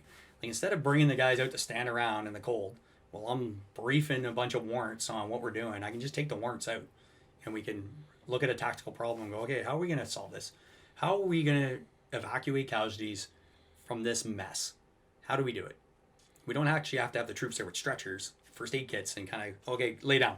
This is how we're going to get a guy out. We can talk it through, and now we know. But then again, then I get capped, and I'm dead. How do I plan my step-up plan? Like, so I always used to do that at all levels when I was a 2IC. I'm like, okay, chain of command has it. The platoon commander gets whacked. Which section commander is taking over? Well, I do the same thing as a platoon 2IC. I'd be like, which section 2IC will become the platoon 2IC until the battle's done, everything's safe, and then they could figure out now which sergeant or which master corporal will assume these roles, right? So you have to have that kind of plan too. And that's why I always look at people and go, what are you doing today? What are you thinking about later? Are you thinking about what the next bound is? Are you thinking about which guy you need to replace? So I know it's not sexy and it's not fun, but guys sitting there reading PAMs and everything, they don't have to do that. There's always stuff that you can read and kind of better yourself and your own professional development and kind of think military-wise, the kind of education. Because really, the formal education is easy. By the time you get to formal education, you've been selected, you're going to make it. If you don't make it, you will figure out why you didn't make it. And the next time you do it, you've got it. So it's kind of one of those things where you can better yourself. Because in that day, when all hell breaks loose, the formal educated guys may be the guys laying on the ground. And you have to pick up that radio and take over. So it's better to kind of think of these things when there's downtime and there's more time to think about it. And it's all stuff that's in your head and it's all just floating around. Hopefully it's not all spilling out as more information comes in, because that happens too. But you can only collect and hold on so much kind of information. But it is what it is. So from 308, you get posted to Meaford. I did, yeah. And from Meaford, because like I don't want to keep you here for too long, but I'd like to interview you again in the future. Sure. But just trying to briefly go over the career here. From Meaford, what happened after? So I got promoted in Meaford to warrant officer, did a couple of years, finished off there, and then came back to get my platoon. So I had 4 platoon Bravo company, came back, did almost a full year there, because obviously now I'm a middle warrant officer, had time away. Then I did company ops warrant in Bravo, which was really good. Kind of that was my second ops job because I finished in Meaford as the base ops warrant. So kind of started my path that I'm on now, which is a terrible path to be on, but somebody's got to do it, right? Somebody has to be the mover and the shaker and the kind of the puppet master of the battalion. So did company ops and then went to brigade ops from there. So finished in Wainwright, and then a bunch of names went forward, and I was the silly bastard who got picked. So I became the brigade ops warrant, and then didn't have a life for about a year, kind of living and breathing that. But it got me exposed to formation level operations. So one thing is good. I'm glad you brought this up because it was one of the things I was totally forgot about was extra regimentally employed positions amongst the military, right? Like guys never want to leave battalion, right? You're getting land duty allowance, you're living life high, but there are other jobs, institutional jobs that need to be done. Like at the schools or at a reserve unit. That's right. And wherever else. So like I was at brigade headquarters. Luckily it was a LDA unit, so I still got LDA for the very small amount of field time that I actually got to do over there, and most of it was in a command post. But it exposed me when I went there to what our majors and our senior captains do. So the Army Operations course, so the course they go to become majors, and they give them the operational planning process. It opened my eyes to that, and it kind of gave me an idea of why when they come back off their course after 6 months that they're mentally broken and their brain is fried, because they live and breathe OPP and planning at battle group and brigade group and higher, like div and stuff operations. So like they're constantly doing OPP sessions. as an operational planning process? That's right. So it kind of exposed me to that, and I actually went on what they call the operational planning process warrant course. So it's like 2 weeks of kind of like a introduction to what they do, and it showed me like, hey, this is why they do things the way they do it, like why they come up with their planning process. And obviously we all know that officers only do half as much kind of training experience, but it kind of got me into that. So I understood like what the higher level people are doing, what the chief of staff and what the G3 and the 4 and like all those operational planners are doing. What they're doing and what they're thinking, or is it just like what they're doing? It gave me their thought process Okay. because of the process itself, right? So I kind of got exposed to that, and then luckily my purgatory away from battalion was done, and I came back to the 1st Battalion as a company quartermaster sergeant and starting in Echo. Okay. Starting in Foxtrot Company. So my first CQ was Foxtrot, an admin company, which then gives you a broader view of the CSS elements of that. And it's really, they take care of themselves, right? The supporters and our CSS people, they know what their job is. And then I kind of bounced around some CQs there. I did Charles for a bit, back to Echo, kind of finished off there, and then did a year of French. So same thing with second language. I did it here in Petawawa, yeah. Okay.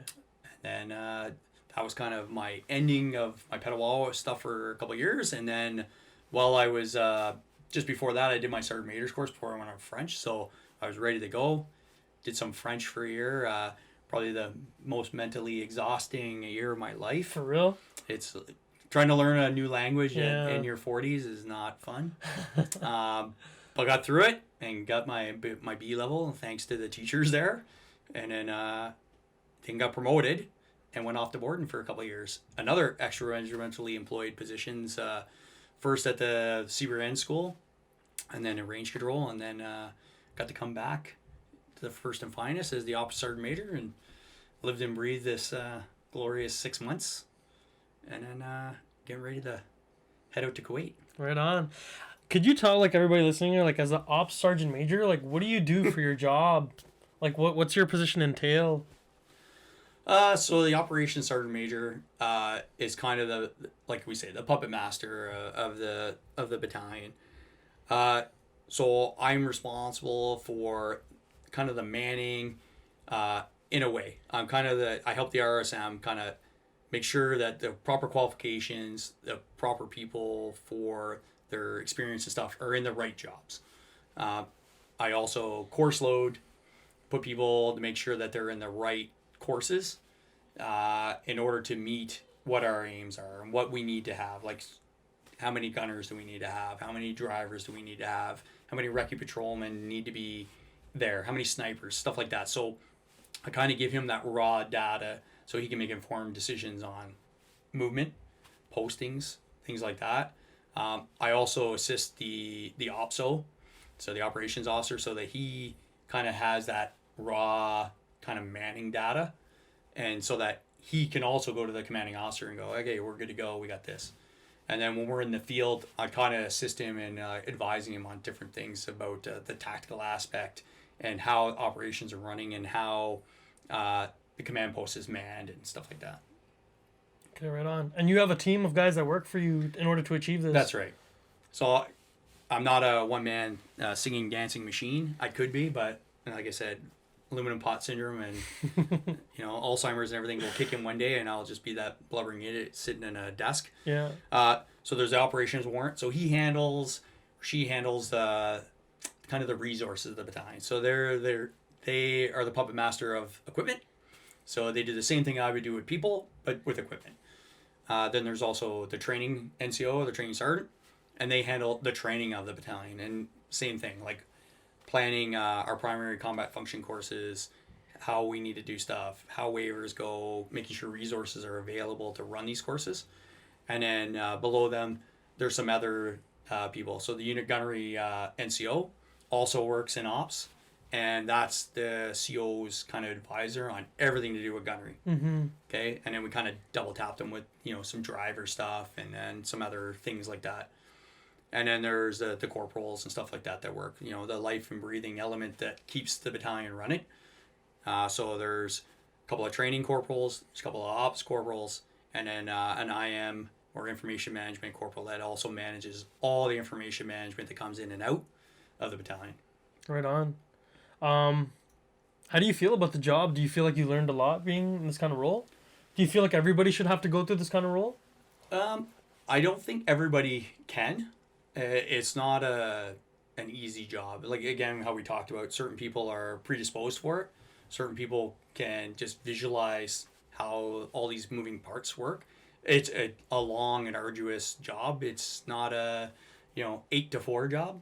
It's usually a 6 to 6 job, a 12-hour a day minimum, just because you're always starting before in order to get information out, and then you're always there late collecting data to do a proper analysis and send it to the right people, and kind of also looking at from a manning spot. Like, short term, you're usually not too involved in unless things kind of go awry. You're in the medium to long term, and you're kind of looking further out. Like, again, I'm in the process of handed over, but I'm also trying to set the battalion up for success while I'm gone. Yeah. So when I return, it's in hopefully better shape than I left it, or at least in the same state and not reverted backwards. And I know it's in good hands, or I wouldn't have picked that person to do the job. So yeah, that's a pretty brilliant guy that you picked.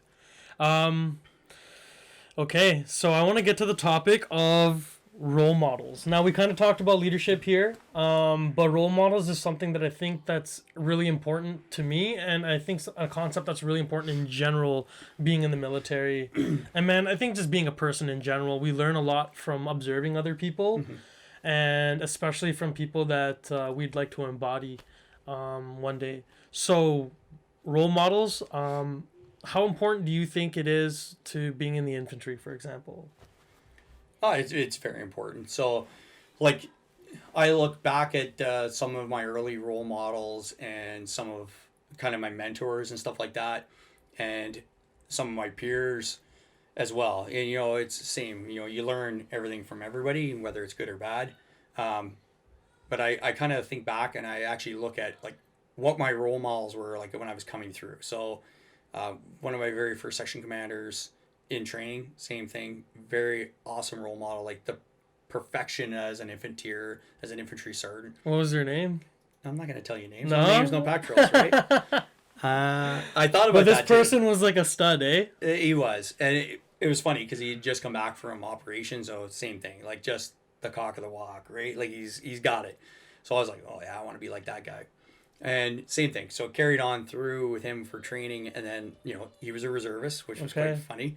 And then he did a while and then got out. Then I got into the reg force, went through training, same thing. So I looked at like my battle school staff, and same thing. You looked at ones that you wanted to emulate, You looked at others you didn't want to emulate, Mm-hmm. and you went on. And I kind of laugh, and my peers from my course, we've all discussed it and kind of had the same thing, right? Like, we had guys that were studs on it, and you're like, wow, like, yeah, I want to be like that guy. And then, you take that in and you take it to heart, and you go, okay, I like this part, and this part, but not that part. Okay. Mm-hmm.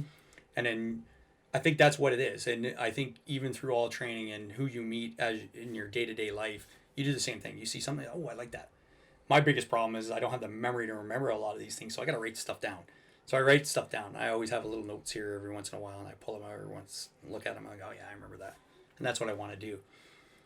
And then even throughout, like, my career, and as I go through different people who influenced me, and people who still are mentors, and people I still contact today and for advice, and I've always gotten different things, and a lot of little catchphrases that come out, and it's when I hear them, I always think back to those people. Do you have a person in mind that you could mention? There's always one. There's like, a certain sergeant major or Bravo company. Every time he would dismiss people, he would be like, okay, just be good to humans. And I kind of laughed at it because he's got like meat hooks on him for hands, and I'm like, really? Like, you just want to cuff people upside the head? I know you do, but that's how it was. He was like, just go and be good humans. Like, you always give those the weekend safety briefs. I always just laugh. Some of them I keep, and it's like, when you're out there, don't destroy the population, don't add to the population, like all those things. The normal stuff we tell troops on a Friday night, right? Like, okay, don't get in trouble, like, please, for the love of God, like, don't cause me to lose my weekend. But if you do, make sure you tell me. We always joke, it's like, pop smoke, use the low ground, escape and evade. You're not going to get there. The cops will find you. It's better to just man up and say, oh yeah, okay, I made a mistake. Yeah. I did something wrong. And, none of us are infallible. And we've all been there. We've all had our demons in the past. We've always done things, and it's easier to man up and go, hey, yeah, I fucked up. It's not easy to pay those debts of some of our mistakes, No, and some are not unpayable, but they have an expiry, right? So, and I always tell guys, like, I'm a 3 strikes you're out kind of guy. Like, first one's a freebie. Everybody fucks up. Your second one, okay, I'm going to counsel you and you're going to sort yourself out. Or third strike, you're going to pay the price. And that's the way it is. And then you pay the price. Okay, you paid it. Mm-hmm. I don't dwell on it. That's done. You've paid your debt. I need you to soldier, carry on.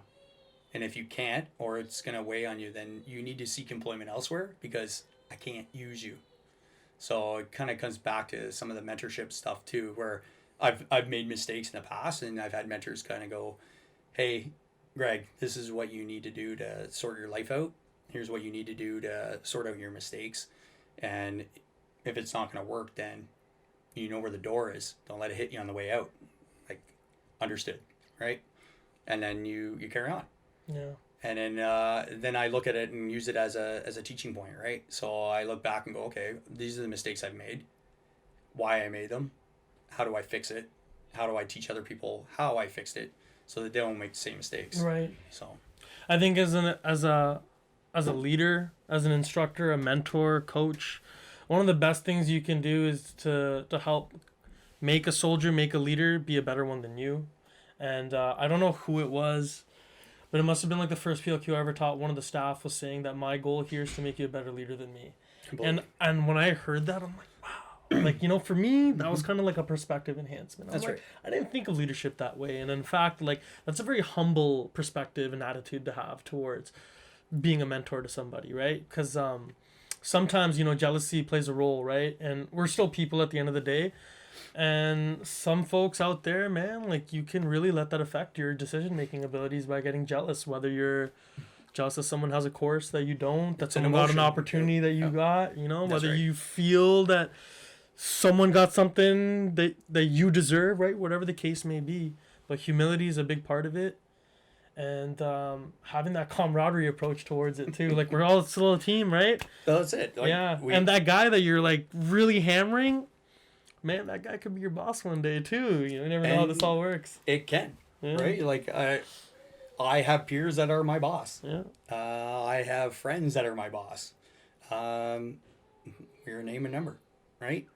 You you choose, you live and breathe by your action, right? You will die by your action. Yeah. You will carry on as you think you're normal.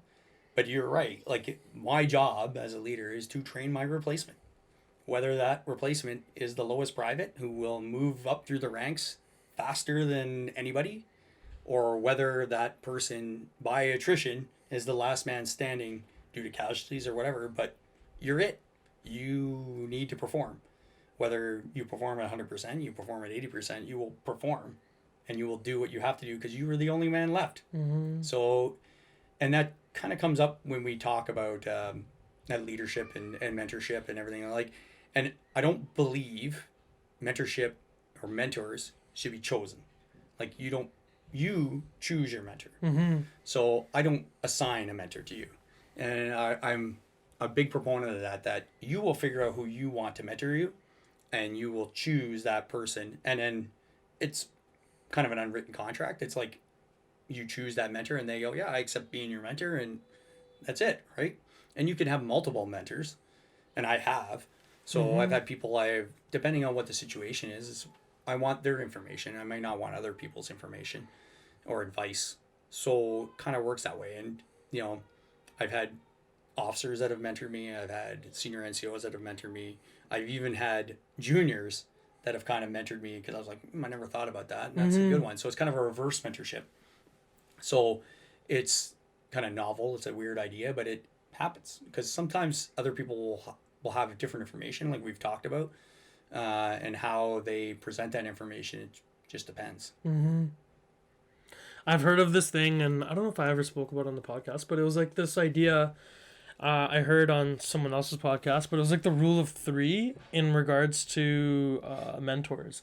And you want to find a person that you want to be like one day. You want to find somebody who's a peer of yours that's basically doing the same job as you, but perhaps better, ideally better. And then you also want to find somebody who used to do the same job that you did before, but is doing it better now. Yeah. And that way, I think there is some aspects of humility involved in considering all 3 people, and we can still learn from people below us, our subordinates, or someone who's junior or a student of ours, right?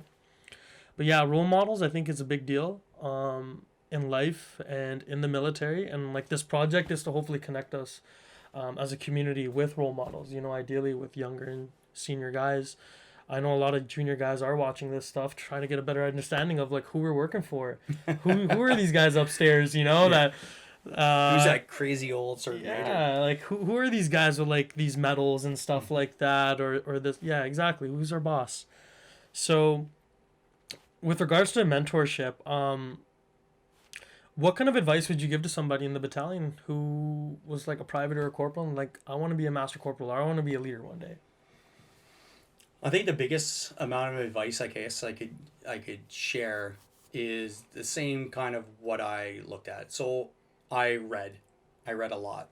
I'm a big military history buff, but reading kind of military history, reading leadership, and there's enough out there.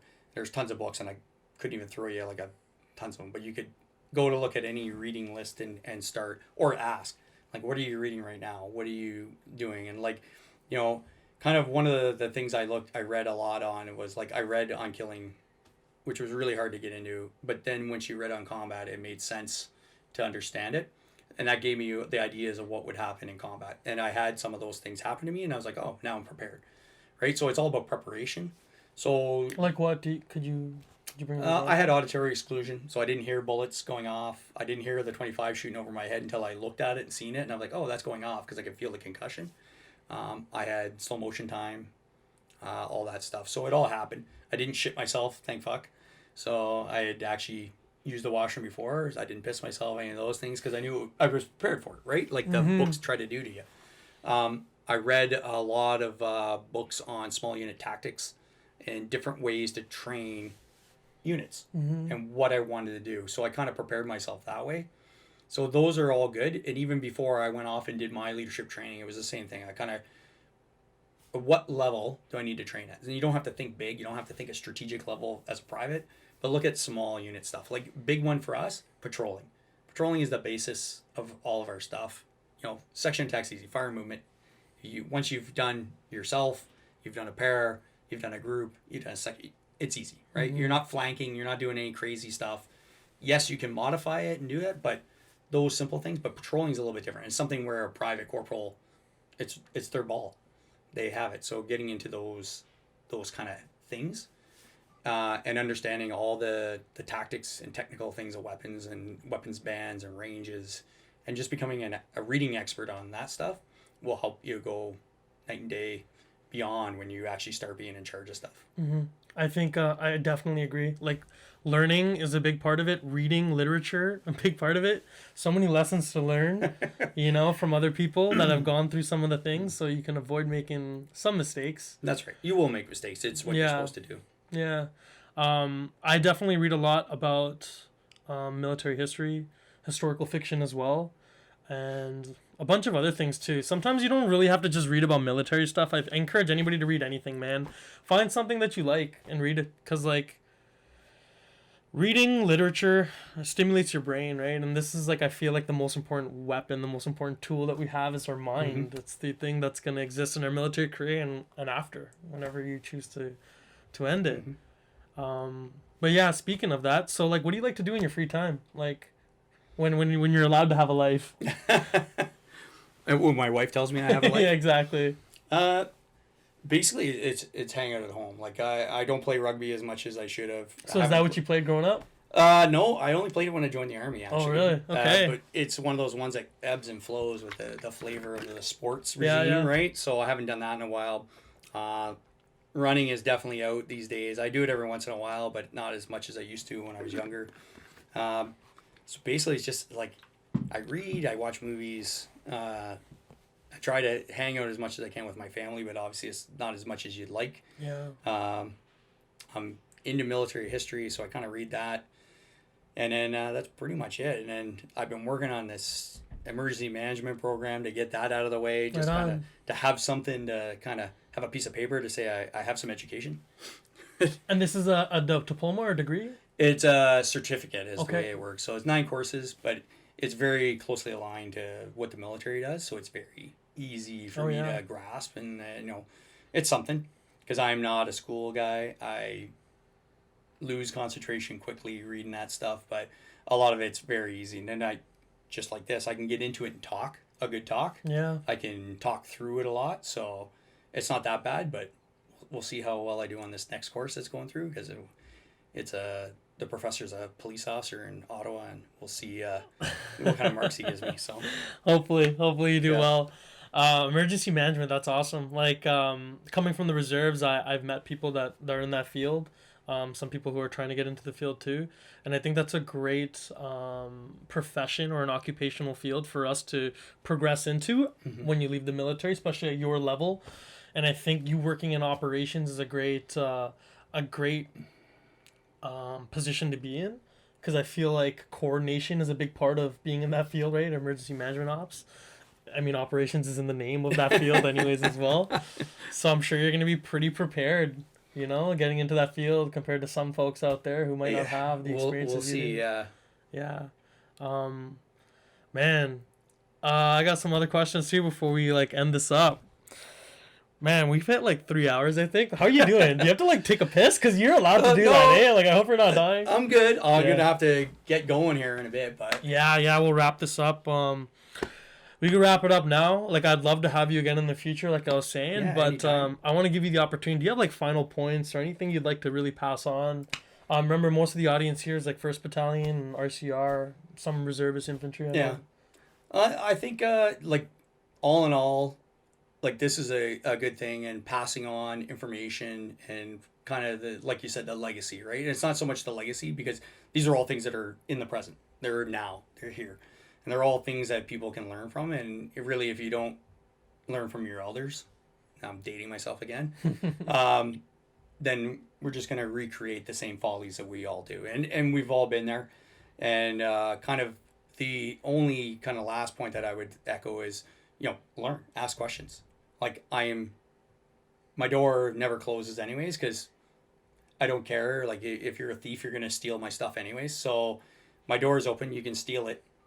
I will just go buy another one, and then when I will find you, and my stuff's always marked because I mark my kit, you'll pay the price, right? But you can always come talk. I appreciate it. That's why I leave my office, or else I'd have sores on my ass. My eyes are getting weak from staring at computer screens, so it's my way of getting out. And I prefer to talk, and I prefer to kind of pass on that info and to kind of get the next generation sorted. Because really, we always had that cliche of, we're not fighting the war, we're fighting a war. Well, we have to prepare for the war, not the war we just fought, right? So we're always thinking of the next step. And, technology is kind of overburdening us now with the way warfare is being fought, but the basics are still there, and the little things will keep you alive. Mm-hmm. So ask, come see me, talk. Let's rip the thing apart, figure it out. I'm not a robot. I'm not totally stiff that you have to mark time at my door. I do prefer to have you mark time every once in a while. It's fun to watch you suffer, but I won't. I'll be nice. I'll play nice. I'll try. Right on. And I'm really thankful that it didn't take much convincing, at least on my end, to get you to come out here and share. Again, it comes back to fostering that sense of community, hopefully making better leaders out of this program, getting people more connected, more dedicated to the job. And it's because of vets like you. It's because of people like you that believe in the project. Stop calling me a vet. I mean, vets are Legion people that wear blazers. I'm not there yet. I don't have veterans plates because I don't think that way. All right. Well, I'm gonna call you an OG then. Okay. All right. So if it wasn't for guys like you, this project wouldn't be as valuable as it is. So thank you. For anybody listening, we have an Instagram page. We have a Facebook page. It's called Stories from the Front. The Instagram one is stories.from.thefront. So if you want to be up to date on our latest videos and material, check out our Instagram page and Facebook page. This has been a great opportunity for me to learn from you. I'm excited that we're going to be going on a tour together to Kuwait. When we get back, hopefully you'll have time. We can maybe do another an episode then. Maybe we'll have some more things to blab about, lessons learned. Thanks everybody for listening. My next guest is going to be Sergeant Major Leclerc from 3RCR. And that should be an interesting conversation as well. He is a 1st Battalion, 3rd Battalion person, just like yourself, with overseas experiences. And yeah, stay tuned, folks. Thanks, everybody, for listening. This is Manny. And yeah, have a good night. Cool. Thanks again, Greg. Or sir. No, it's okay. I appreciate it. Fuck. I wish I had more coffee to offer you. We didn't even take a break or anything. No, I'm good. That's why I only got a medium. How did this feel, though, by the way? Good.